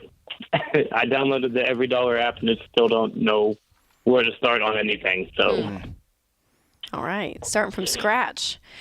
So, Anthony, what is your situation? How much debt do you have? Do you have any savings? Kind of where are you at? I don't have any savings. I don't have anything. Like I own my mobile home. I'm about $15,000 in debt. Okay. Including my car. Is that car, credit cards, student loans? It's more like hospital bills. Okay. And like some cell phone service stuff. Okay. And how much do you make a year? $31,000. Okay. Yeah. What do you do? I drive a forklift for Hostess, actually. Okay. Yeah. Awesome. Okay. Well, Anthony, I mean, yeah, I think one of the best starting places, and what you did, which is great, is the budgeting. When you do a budget, there is this level of feeling completely in control of your money. And for you, maybe for the first time ever, where you're thinking, oh gosh, I don't know. I'm getting my paycheck in and I have no clue where it's going. And so what you want to do is you want to do it before the month begins. So we're here in July right now. The beginning of July. So you could even say, I'm going to start this in August. So August 1, and you're going to look at your budget for August. You're going to look at your expenses, everything from if you have a payment on the mobile home, to electricity, water, food, and you're going to go down the list, and every dollar has suggested categories already in that budget. So you could take some of those out. If they don't apply to you, you can add some. And then you're going to put dollar amounts next to all of those categories. And the goal is your income for August minus all of those categories, including giving and saving, in your case, will equal 0. So every dollar coming in August is assigned to a category. You know exactly where your paycheck's going. And since you're starting out kind of at a clean slate, your goal really is $1,000 emergency fund. That's your number one goal before paying off debt. And so you can use your budget then to be your guide to say, hey, what can I cut? Are there things I can bring in extra income? Could I get a side gig at night? How's a way to raise my income? And where can I cut expenses in my budget? Realistically, I'm not asking you to spend $20 in food for the month or something, right? You want to be realistic about your budget. But it's a great guide to say, hey, here's where my money's going. Where can I cut to get that $1,000 quickly? And quickly, Anthony, I mean, you're changing your entire life right now when we're talking about money. Like, if you have not been on any kind of system, any kind of plan, this is a complete mindset shift that you're about to experience. So things are going to be new. It's going to be uncomfortable. You're going to do things you've never done before, but that's a good thing because you want to start winning with money, which means you're going to have to do things you've never done before. And so that budget and getting that $1,000, that's your first goal. And really, it's kind of the thing that I always tell people, it gives you a sense of confidence. And the budget will take about 3 months to work. So August will probably be a disaster, and that's okay. Give yourself grace. September, it'll kind of work. October, it's like, okay, by Christmas for sure, by Thanksgiving, you're going to say, okay, I get it. Like, I know I feel in control, and that's going to be able to guide you to getting that $1,000 and also start working your way out of debt. I just did a lot of talking. Okay. I did a lot of talking. What questions do you have? No, that's perfectly fine. I definitely appreciate it. So a couple questions I have is, at the moment, I'm currently behind on quite a bit of bills. Okay. My gas for my house is about $1,000 behind. My car payment's behind about $1,000. And then I just got behind on rent as well. How did it get that way, Anthony? Like, what happened? Because that didn't happen overnight. That doesn't happen 1 month. That's 2 or 3 or 4 or 5 months. Yeah. So I have a terrible spending habit for impulse buying. Okay. On pretty much every paycheck. So, I'll pay what I think I can pay, and then I'll be like, oh, I have $200 left. I have to have $200 left for myself. Okay. For random stupid stuff. Do you? If I'm asking you honestly, and I want you to answer me honestly. Do you struggle with addiction in any way? No, nothing like that. Totally clean. Okay. All right. So this is purely you're just not disciplined with your money. Yeah. Okay. So I'll go out and I'll buy a $75 air purifier or some kind of appliance, or I'll go out and just random stuff. Okay. And when you're doing that, Anthony, is it because it's exciting, because you're bored, because what's the why behind that impulse spending for you? I would feel like it's exciting because every time I get money, I'm just like, oh, I have some money I can spend. Yeah. And then I'll just go out and I'll spend it. Yep. And then after you spend it, when you look back now where you're sitting, all the air purifiers and all the random stuff you spent, has it been worth it? Is it worth it? No, not at all. Because then I end up either never use it. It's just a paperweight at that point. I'll use it for about a week and then that's it. Which is human nature, by the way. Everyone does that. We all think if we're going to spend money, it is, right? John talks about this, how I do it too, man. How the chemicals in your brain, it's exciting, your body, you get a little adrenaline and it's fun and you're like, oh, okay. So that happens to everyone. So for you, Anthony, it's really this moment of saying, you know what, I'm going to be an adult. And there's a quote Dave always says that adults devise a plan and follow it. Children do what feels good. So there's a level, Anthony, that it's like you have to be a grown up. You have to be an adult. You got to pay your bills. You got to say no to yourself, even when you really, really want it. And so on a very tactical side, before this call gets short, is I want you to catch up on all of your bills before anything else. And so, Anthony, I'm going to really press you. I want you to get 1 or 2 extra jobs. Today. I want you. Today. Like you have to radically do something different, because if you keep doing what you've been doing, you're going to keep getting what you've been getting. And so bringing in income, and then you're cutting everything, and to say, you know what, I will not spend on this. But you talk about this too, the behavior change aspect, though. Yeah. So look, dude, you got to put some hurdles between you and this impulse. Okay. Rachel and I talked about it on a previous show. It's the gap between stimulus and response. I want to go buy this thing. I need this. I need to go buy this thing. I need you to. That's the gap you've got to control, because that's what's getting you in trouble. What does that mean? Take your debit card out of your wallet and leave it at home. Don't leave with it. Make your lunch and take that to work, to where that's all you have. And if you forget to take your lunch, you don't eat that day. You won't do that very many times before you get really hungry and you start making your lunch. Make peanut butter and jelly sandwiches or some beans and rice or whatever it is to get to work. Get rid of Amazon Prime. Just delete it. Make yourself have to jump through a bunch of hoops to go spend money, and that will give you some space on your way to jumping through all these hoops to say, whoa, what am I doing? What is my body trying to tell me? What am I trying to avoid? What am I embarrassed about? What am I ashamed about? And my guess is you work real hard, and it's annoying to you that you can't just go get what you want. Is that fair? Yeah, no, that's absolutely true. You bust your butt every day, and you do work in the heat, and it's hot, and it's hard, and you're driving a forklift. You got a skill that other people don't have. And, dude, I just want a dang air purifier, and I can't afford it because they're about to shut my gas off. And so the not nice way of saying this is you are broke, and you're in a scary position. You're about to lose your home, dude, right? Yeah. Yep. So as Rachel said, it's time to do everything differently, right? Opposite. How old are you, Anthony? Opposite Anthony. I'm 32. 32, okay. Well, I'm excited for you, because I really do. Hang on the line. Austin will pick up. We'll give you a subscription to Ramsey Plus, because that adds in every dollar in the videos. But Anthony, I want you to be radical. I want you to do the opposite of everything you've been doing. I want you to work like crazy, and I want you to pay your bills instead of paying for air purifiers. Yes. Change it up. You can do it. You can do it. All right, we'll be back for another hour on The Ramsey Show.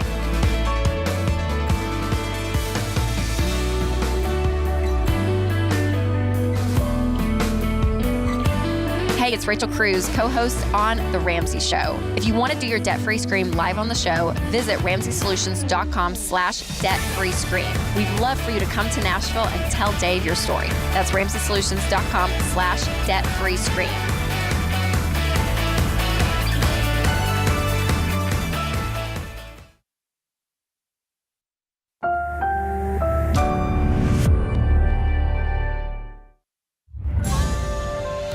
This is The Ramsey Show. You can be intentional about your character. You can have money and a career. You are the hero in your story.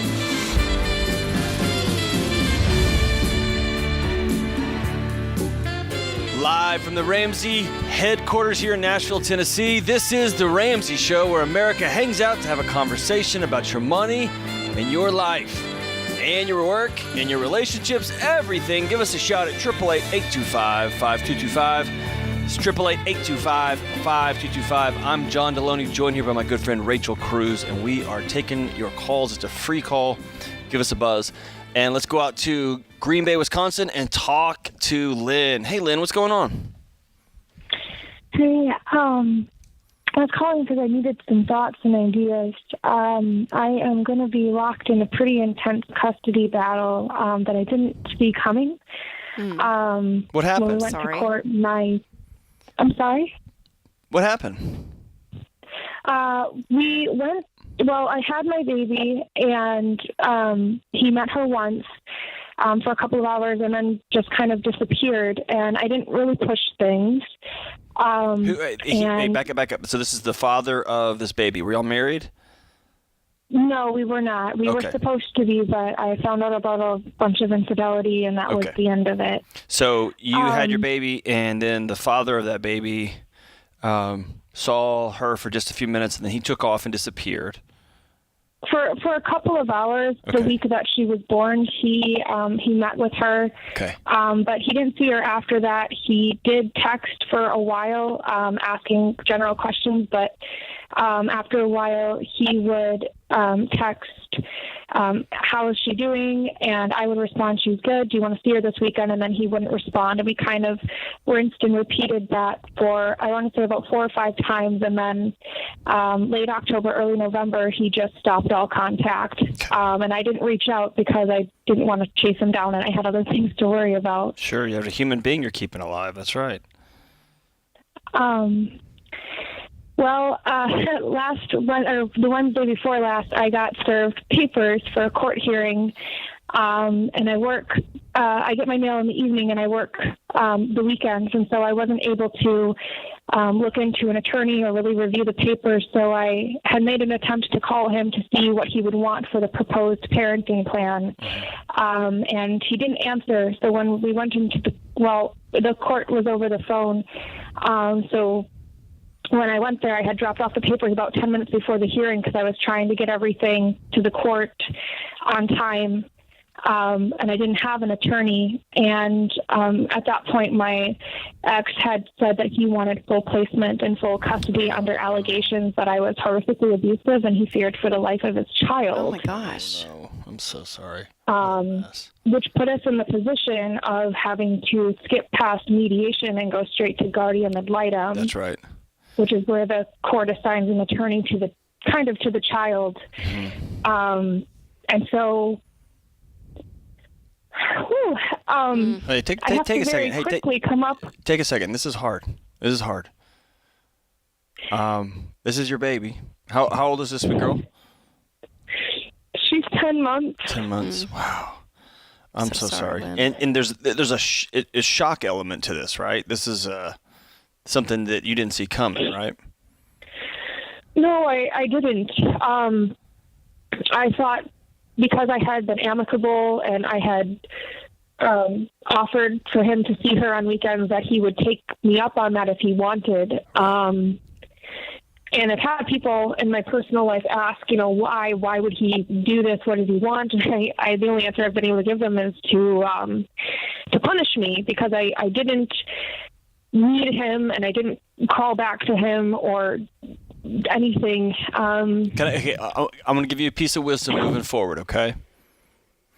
Right. There's a whole psychology about this, but I'll keep it real simple. Stay out of his head, okay? Why he's doing what he's doing is his problem, not yours. Your energy and your focus is on protecting this baby and making sure that things stay the way they are. And by the way, while we're at it, we need some child support too. Okay? Yeah, why he's doing this doesn't matter. Yeah. What? Is he have an attorney? He does, and I didn't know that until the day that I had called and asked the court if there had been any movement on the case. And that's when they let me know. But they said that he hadn't responded to the paternity test, and so they were still awaiting papers before they could put anything in motion. But I mean, at some point, he's going to have to answer for the unpaid child support of 11 months, and he's going to have to answer for the text messages that you have in writing about how you reached out and tried to offer support and he would never respond. He'll have to respond to the phone records where you call him and he doesn't answer. Right? So I don't know what his attorney's trying to do, but this isn't a very winnable case. Where does he think he got information? More complicated. Okay. I don't have the copy of the text messages because my phone ended up with an error on June 3rd, and everything was deleted that I couldn't get to my computer. And the only thing I could get to my computer was when I would plug it in, it would automatically ask if I wanted to download any pictures or videos. Well, and I didn't hold on. screenshot them. Okay, I let's just do this because kept them. I don't want to get into the legal stuff like this. You need to talk to an attorney about that, and the phone company should have the records that you need. All that to say is this. I want you to get online and Google family court programs in your area. Okay? Okay. And there will be low-income resources for people who need attorneys for family matters. Okay. Okay? If they are unable to serve you, I want you to call the nearest law school that you have and ask for referral services, either through one of their in-house programs or one of the externship programs, or they will have a list of people who take on cases like this either pro bono or on a sliding scale. Because there's a group of attorneys in another state, I'm friends with some of them, who love taking these kind of cases because it's right and it's the right thing to do. Okay, but we're looking for family court programs or family law service programs. And even if you call a family lawyer in town and say, hey, I don't have any money, this got sprung on me, all of a sudden this guy's coming out of the woodwork after a year trying to claim things that just bananas, they may not be able to take your services, but they'll have some referrals for you to call for somebody to walk alongside you in a way that you can afford it, or it will be a free referral service. I'm so sorry that you're going through this, and this has come out of the left field on you. Again, stay out of his head. Stay out of all the drama. Don't be a part of the drama. Be a part of getting the legal counsel that you need and somebody to protect you and take care of you and that baby through this process so we can retain custody and move on with our lives. And by the way, that dude needs to pay a year's worth of child support and make a plan moving forward because there's 17 more years in that baby's life. So sorry that you're dealing with this. What a heartbreak. What a heartbreak. We'll be right back on The Ramsey Show.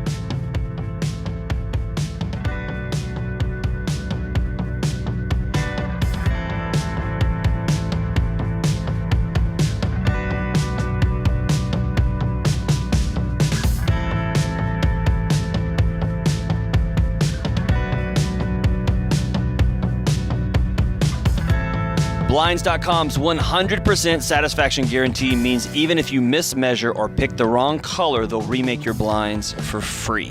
You get free samples, free shipping, and with the new promos they run every month, you'll save even more. Use promo code Ramsey to get the best deal. Rules and restrictions apply. Today's question comes from Laura in Texas. My husband and I are on baby step 2 with $45,000 left to pay off. Our combined income is around $100,000. I just started working at a side gig delivering groceries 3 nights a week after our son goes to sleep. At this pace, we'll be debt-free by next February. We live in a good area, and I rarely go to the sketchy parts of town. But my mom worries about my safety, and I don't think she approves of me working so much. I make $55 to $90 a night. Should I find another side hustle? Oh, Laura, this gets all of my... Laura. Go, John, go. Number one. John is ready to jump in. Your mom doesn't get a vote. Oh, Laura. I don't care what your mom says unless she wants to write you a $45,000 check. Unless she wants to pay you $90 a night. She doesn't get a vote on approving how much you work. Good grief. And in what part of town? Golly. Number 2, that's a trigger for me. When someone says, ooh, that's a sketchy part of town. That usually means people look different than me. or the houses are smaller, or the cars aren't as nice. Those people need groceries too. If you're in an unsafe part of town, usually people use the words unsafe. If you are scared to get hurt or injured or killed, that's one thing. But just because that part of town is sketch, it looks differently than you. Dude, go deliver. In fact, deliver more. You should be making more than $90 a night. This just drives me crazy. You're married. You have a child. Your mom doesn't get a vote. Move on, right? 100%. Oh, man. It's a way. This drives me crazy. But seriously, though, Laura, and anyone out there listening, there is a freedom when you're an adult. Your parents do not get a say. Actually, Dave and I fought about this on a segment a few shows ago because a girl called in and she was like, yeah, my parents want me to invest instead of pay off debt or whatever it was. And Dave's like, just tell, girl, you gotta do what you want. All of this. She's like, yeah, but I want to sit down and have a conversation, explain why I'm doing it. And he's like, you don't owe them anything. This whole thing. So there's like this balance in life when you're an adult and your parents are still living and you have a relationship, which obviously Laura talks to her mom quite a bit because she knows where she's delivering. She listens to her mom quite a bit, yes. Yes, she listens to her mom.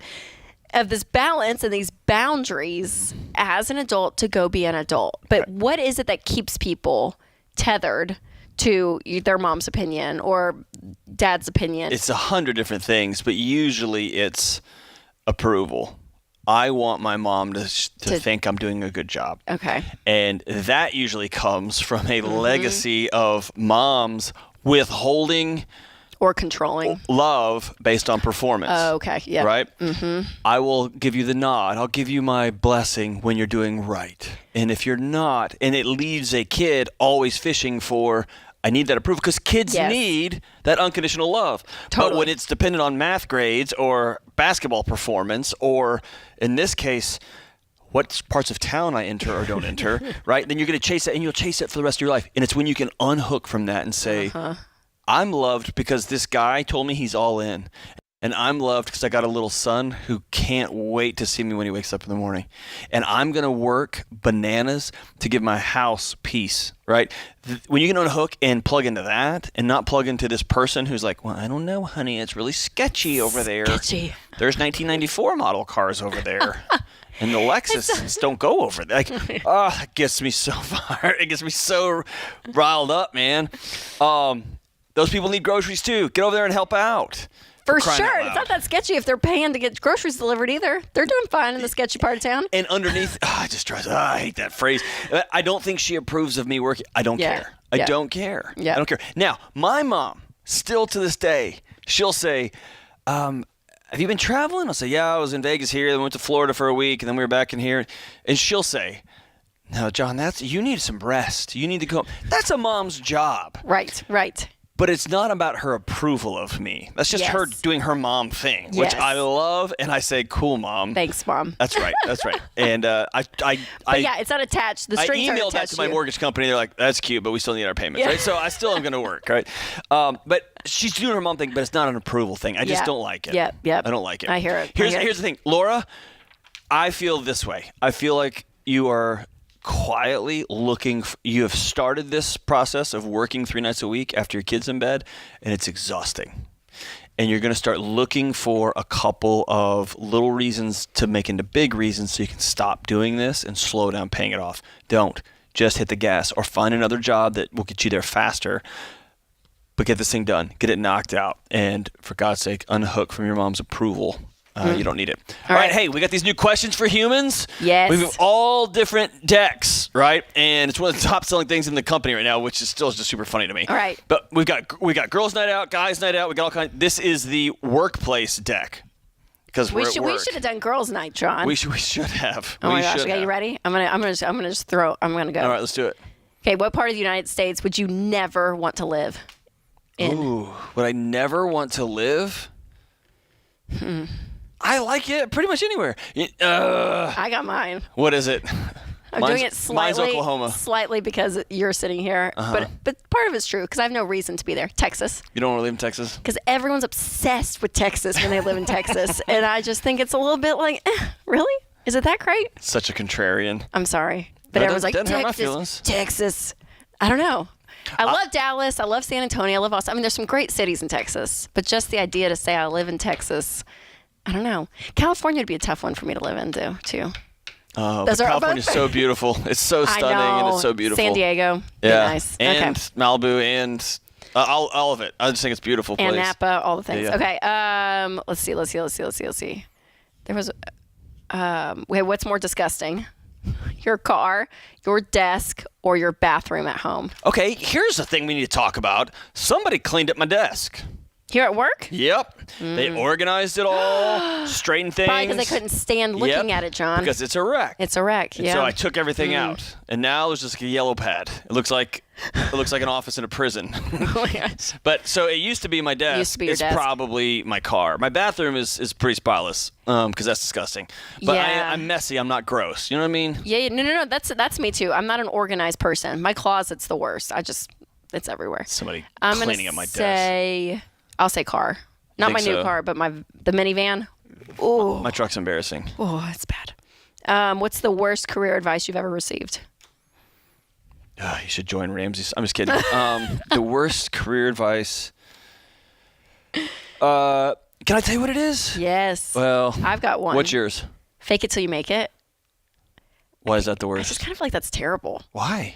Because if you go in and you're like, yeah, I can do that, then you're in a position and people are pissed because You don't know can't what you're do your doing. job, and you're like, no, I think I can figure it out, and you can't because you don't know what you're doing because you faked it. So part of me is like, just own it. Yeah, like, yeah. Like if you're in I don't know, part of me is like, yeah, I'm really good at this. I struggle with that. But if you're like, Gotcha. yeah, I'm awesome at all of this. I'm awesome at all. I don't like fake it till you make it. I don't know what like the it. I worst don't like it. career advice. Here's the worst career advice I've ever received. Don't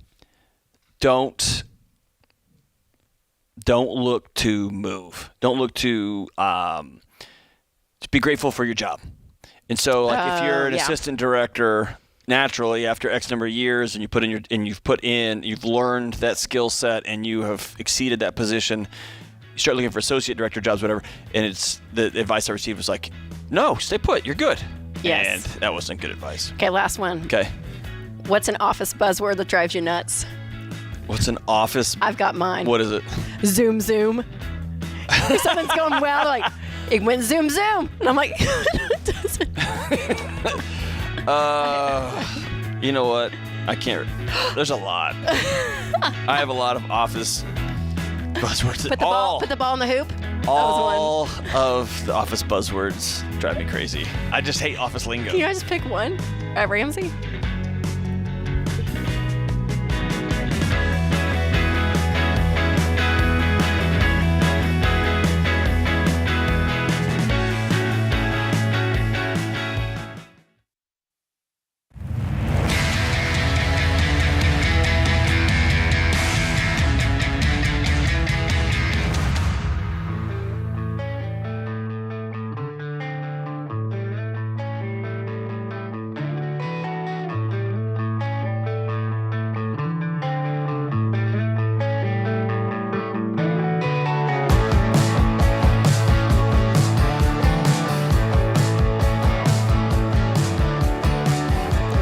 Triple 825-5225. This is the Ramsey Show. I'm John Deloney, joined here by my good friend Rachel Cruz, and we're taking your calls on money and life. Let's go to Dustin in Evansville, Indiana. Hey, Dustin, what's going on, man?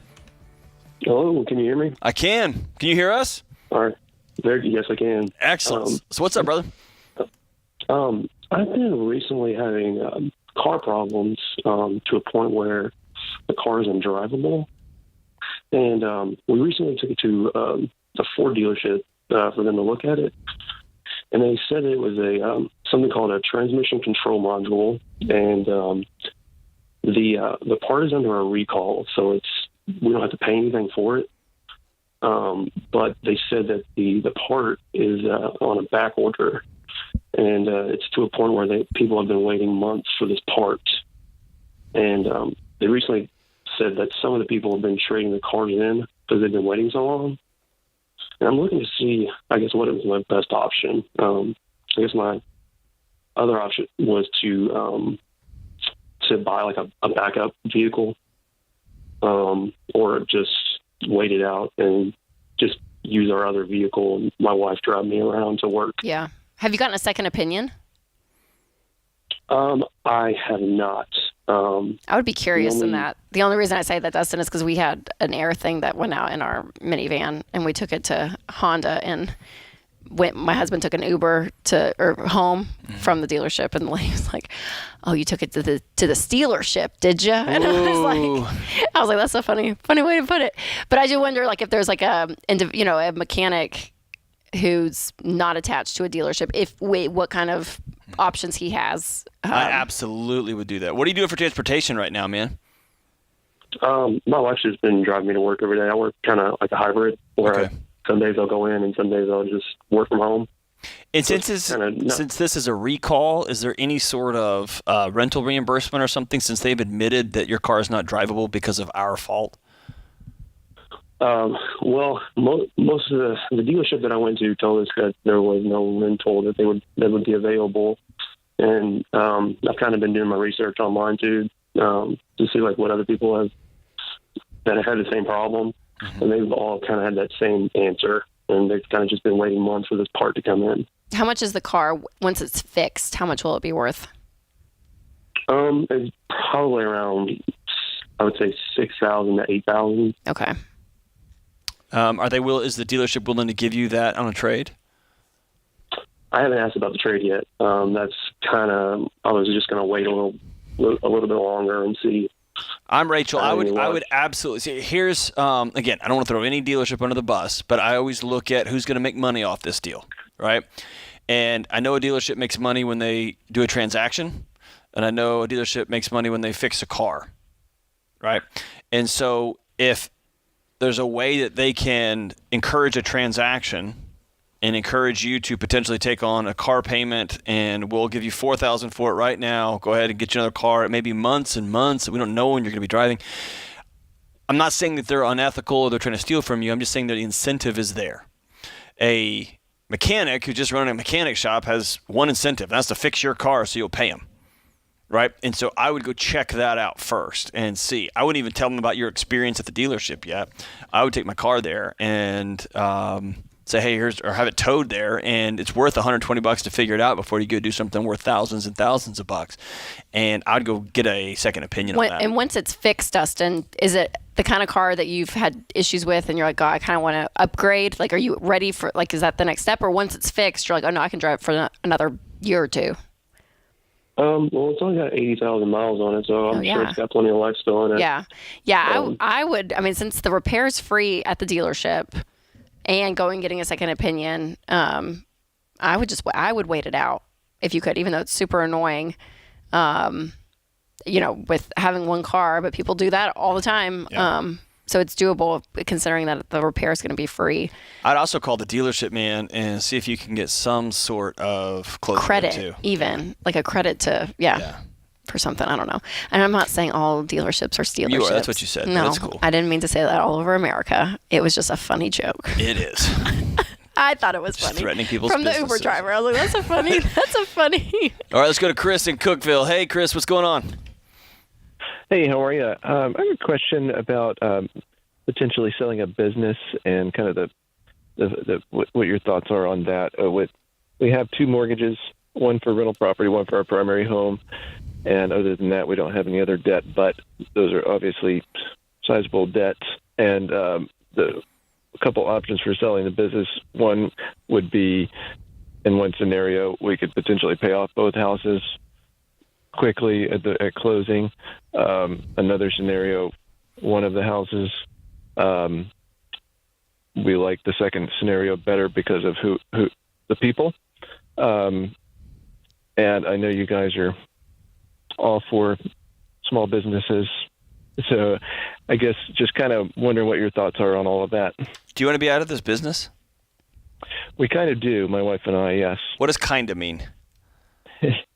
Well, we're fatigued from it, and we are we're kind of ready to be done with it. Yes. What does kind of mean? Yeah, are you in or out? Just say, dude, we want to sell this business, or does she want to sell it and you want to keep it, or vice versa? Or no, we're done. I'd say pretty much leaning towards no, we're done. Pretty much. Are you in or out? I'd say out. Are you feel good about that? Yes, yeah. And I guess that's really the purpose of the question is there are times I'm on the fence because, I love the income from the business and the potential of where it could go. What do you want to do after you sell? Do you have a... Well, we have some projects we'd like to work on, and we would also stay on for a time. Or I would. I say we. So you would take a paycheck for a season?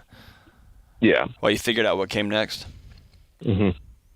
I don't know. If you want to quit the business and they're going to keep you on and pay your bills and you're going to be debt-free and have a free rental home, I'd sell it. I don't know what the concern is. Here's the deal. Just because you miss it doesn't mean it's right. Mm-hmm. You know what I mean? It's natural to miss it when you transition out of that. That's okay. You can date somebody for a long time and you break up and it's painful even though the breakup was the right thing to do. And you miss them and you miss laughing and you pick up your phone to call them, but you know that long-term that was the right thing to do. It could be very similar here. The real question is less about what we could do with this money. Like, do you want to be in this business or not, man? Yeah, and that's, I guess the only reason it's not 100% no is because, well, there's just always that doubt.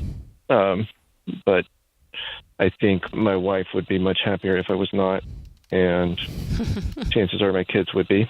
Yeah. And I think, did you start the business, Chris, from the ground up? Yes. Yeah, so you're the first generation, business owner, and you guys naturally always are going to have you're going to have an emotional tie to it.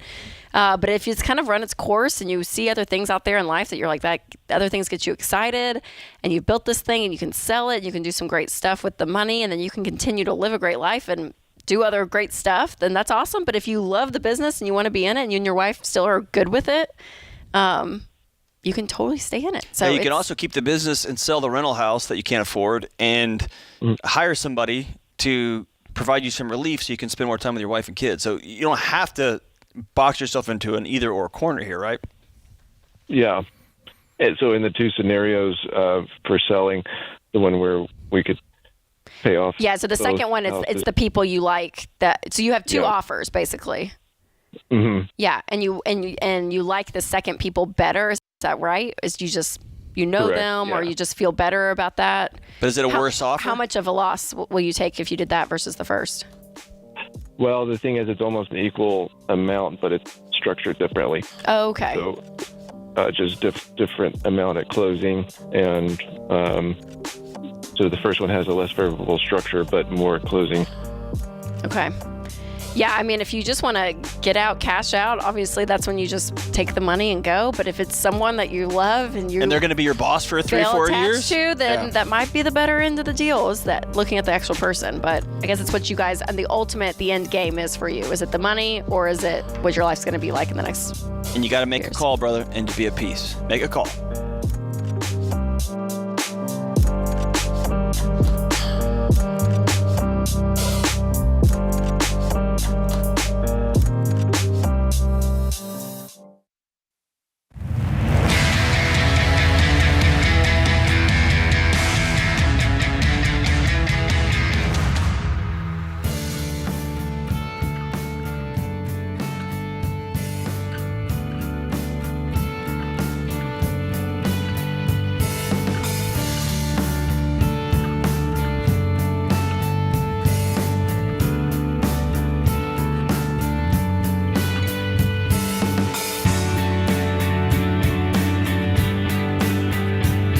Psalms 4:8. In peace I will lie down and sleep.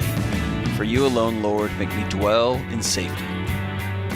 Harry Kemp says, the poor man is not he who is without a cent, but he who is without a dream. Harry Kemp. All right, let's go to Kevin in Tampa, Florida. What's up, Kevin? How we doing? Good. How are you guys? Thank you for taking my call. You got it. What's up? Hey, so I just got engaged to my girlfriend, or fiance now. Nice. And, Congratulations. Congrats. Thank you so much. We're just trying to figure out how to prioritize saving up for the wedding, and as well as paying our debts.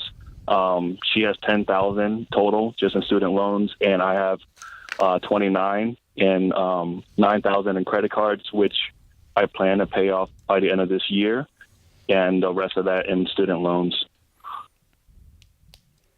Okay, so what's your question? My question is, should I since I'm planning to pay off the credit card, and what are your thoughts on kind of like putting a pause on my student loans while I save up for the wedding?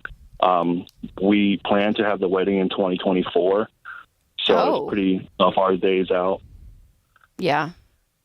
I mean, my answer may change now. I thought you guys would, be getting married summer of 23 or something. And I was like, if that's Why are the you case, waiting so long?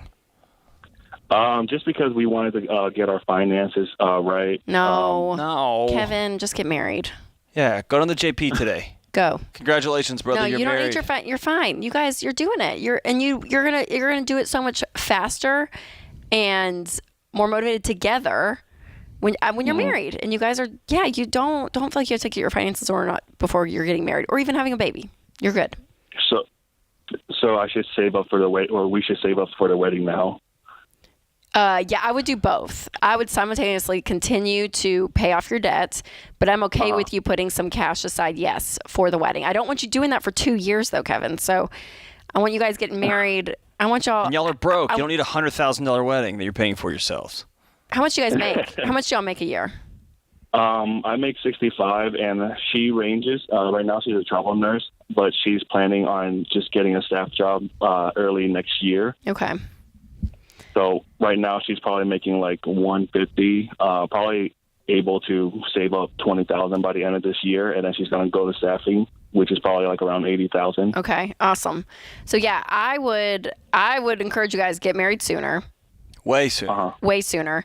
I would continue to work on your debt and your debt alone, so paying off your credit cards. Let her be working towards her $10,000 in student loans, and then you guys have a total and say, hey, by this date, we would love to have this amount of money so we can start planning a wedding. So that could be Christmas of this year, whatever it is. And so it's not going to be a huge, wonderful thing with flowers everywhere. Still going to be wonderful. It's going to be wonderful, but it's going to be tempered because you guys are paying for it, and that's great. That's great. Mm-hmm. People spend so much money on weddings, and I'm not mad at that, but man, we spend more effort and energy on that versus the marriage. So I'd rather get you guys married and have a decent, wonderful, beautiful wedding that you're paying for, and then you guys together at that point tackling the rest of this debt together. Sounds good. Thank you so much, guys. You got it. And Rachel, I've not heard. I'm sure they exist. You may have some friends. I've not heard one person, not one, who went ahead and did a super lo-fi, low-key wedding during the COVID years, and with the intention of we're going to go ahead and get married now, and we're going to throw a big party down the road. Yes. I've not heard one person say, I wish I could take that back. No. Not one. And then what's funny, too, is a lot of them don't even go back and do the big wedding because we're married. We're married. We're old and annoying. We have money. We want to go travel. I don't want to be with your family anyway, so do our own we thing. want you. I've not heard one person say, you know what, I wish we'd spent $100,000 and blown it out for these photos. Oh my gosh. No, Winston had one of his best friends was getting married May of 2020. It was a destination wedding. So we had everything booked. We were going, Winston was in the wedding, the whole thing. And of course, cancel. And so we got a text from him and he was like, hey, tonight, get on Zoom at 6 p.m. So we get on Zoom at 6 p.m. and there's literally 200 people in the Zoom, and it's just them two in the backyard, both parents, and then like a pastor, and they just did it. And now they're killing it. They have a baby now. Life's great. Oh, they're just moving on. And so weddings are wonderful. I don't want to be one of those people who are like, you never need a wedding. No, weddings are fun and they're beautiful and they're exciting and you celebrate something beautiful in life. I'm all for it. But they can be so overrated. Yeah. They can be so overrated. Oh. So Kevin, get married. Kevin, get married. God, wait till 2024. Go now. Kevin, get married this weekend. And send us the photos. If you send us the photos, we'll both put them up. Yes. Kevin, if you get married this weekend, both Rachel and I will post the photos. We'll even do something else. I don't know. I would. Yes. We'll send you some gifts. We'll blow this up, Kevin. Have premarital counseling first. Do the responsible All right, that's steps. enough for Rachel. Let's go to Debbie in Jacksonville. What's up, Debbie? Hi, John. Hi, Rachel. Thanks for taking my call. Of course. What's up? My husband and I we're in our mid-50s. We have our primary mortgage, and we have a home that we're currently using as a rental, that mortgage. Otherwise, we're debt-free. I am not sure where to focus our extra funds, on the primary mortgage or on the rental. One caveat of the rental property is that eventually we'd like that to become our primary. It's in a retirement community that we love. We're just not ready to go there yet. Our primary mortgage is we have about $320 left on it. The home is valued at about $550. Our rental property we owe about $210, and its value is about $320. When are you going to retire? Probably 10 years. I'd focus on your primary first. No, the rental. Okay. Debbie, I'd sell the rental. I know you don't want me to say that. Even though that's where they're going to live, but it's going to be 10 years. In a decade. In a decade. It's fair. Good job, John. Yep. I would sell the rental, and then you would owe $110,000, and you would knock that out in a few years, and then you could start socking away cash. But the difference between now and 10 years, if you'd met the 10-year ago John Deloney, that dude was a train wreck. I'm not super got it all together right now, but you should have met that dude. That dude was nuts, right? Like, who knows what the world's going to look like in 10 years? I would not be paying 10 years worth of mortgage interest on $500,000 for a decade. I just wouldn't do it. But that's me. If y'all just have to hang on to it, then it ends up becoming a debt, right? Well, yeah, and in 10 years, Debbie, think about if you do all this, you pay it off, how much cash you guys are going to have freed up from your mortgage once you pay off your primary mortgage, and investing all of it, and then what your house currently will be worth, your primary, and in 10 years, all of that together, you guys could get something awesome and maybe a better location, a better community. Who knows what this community is going to look like in 10 years or be? I mean, yeah, there's so much. Or if you have kids, one of them's going to have twins and say, Mom, will you come live by who knows what's going to happen in 10 years, right? That's just my thought on it. That's a long if you were telling me 2 years or 3 years or something, then that's a totally different proposition there. Sure. All right. Well, thanks for your advice. Absolutely. Hey, Thanks, hey, hold on real quick before I hang up. How does that sound? You don't like that, do you? I know you don't. But tell me how that feels. No, it feels okay. I've heard Dave talk previously about, he doesn't really like rentals unless you can pay cash, and he usually gives the advice of selling the rental. And so I, in my heart, knew that was the right answer. But I was just wondering if, given the caveat that, we were hoping to end up there, if that shed a different light on the situation. Yeah. It did for me for about 0.5 seconds, but then I gave you terrible advice. You almost got Rachel. I was like, wait, no. Right. Yeah, sorry, Debbie. That's it. You know in your heart, though. And you know what? It's going to feel so good. It's going to feel so good when you throw that at your primary mortgage. Yeah, because right now, you're looking at being done, right? Well, actually, she said it's worth $300, right? So or $350. But I mean, like, still $130. So close at it. Like it's I'd much rather do that.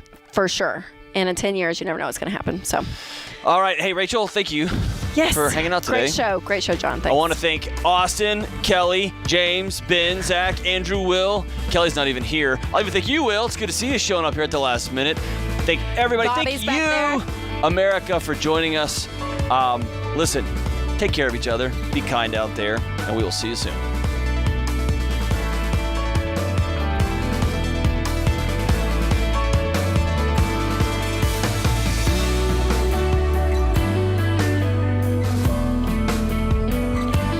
Hey, it's John Deloney, co-host of The Ramsey Show. Did you know over 18 million people listen to The Ramsey Show every week? A lot of those people listen on one of our 600-plus radio stations across the country. To find a station near you, go to RamseySolutions.com/show.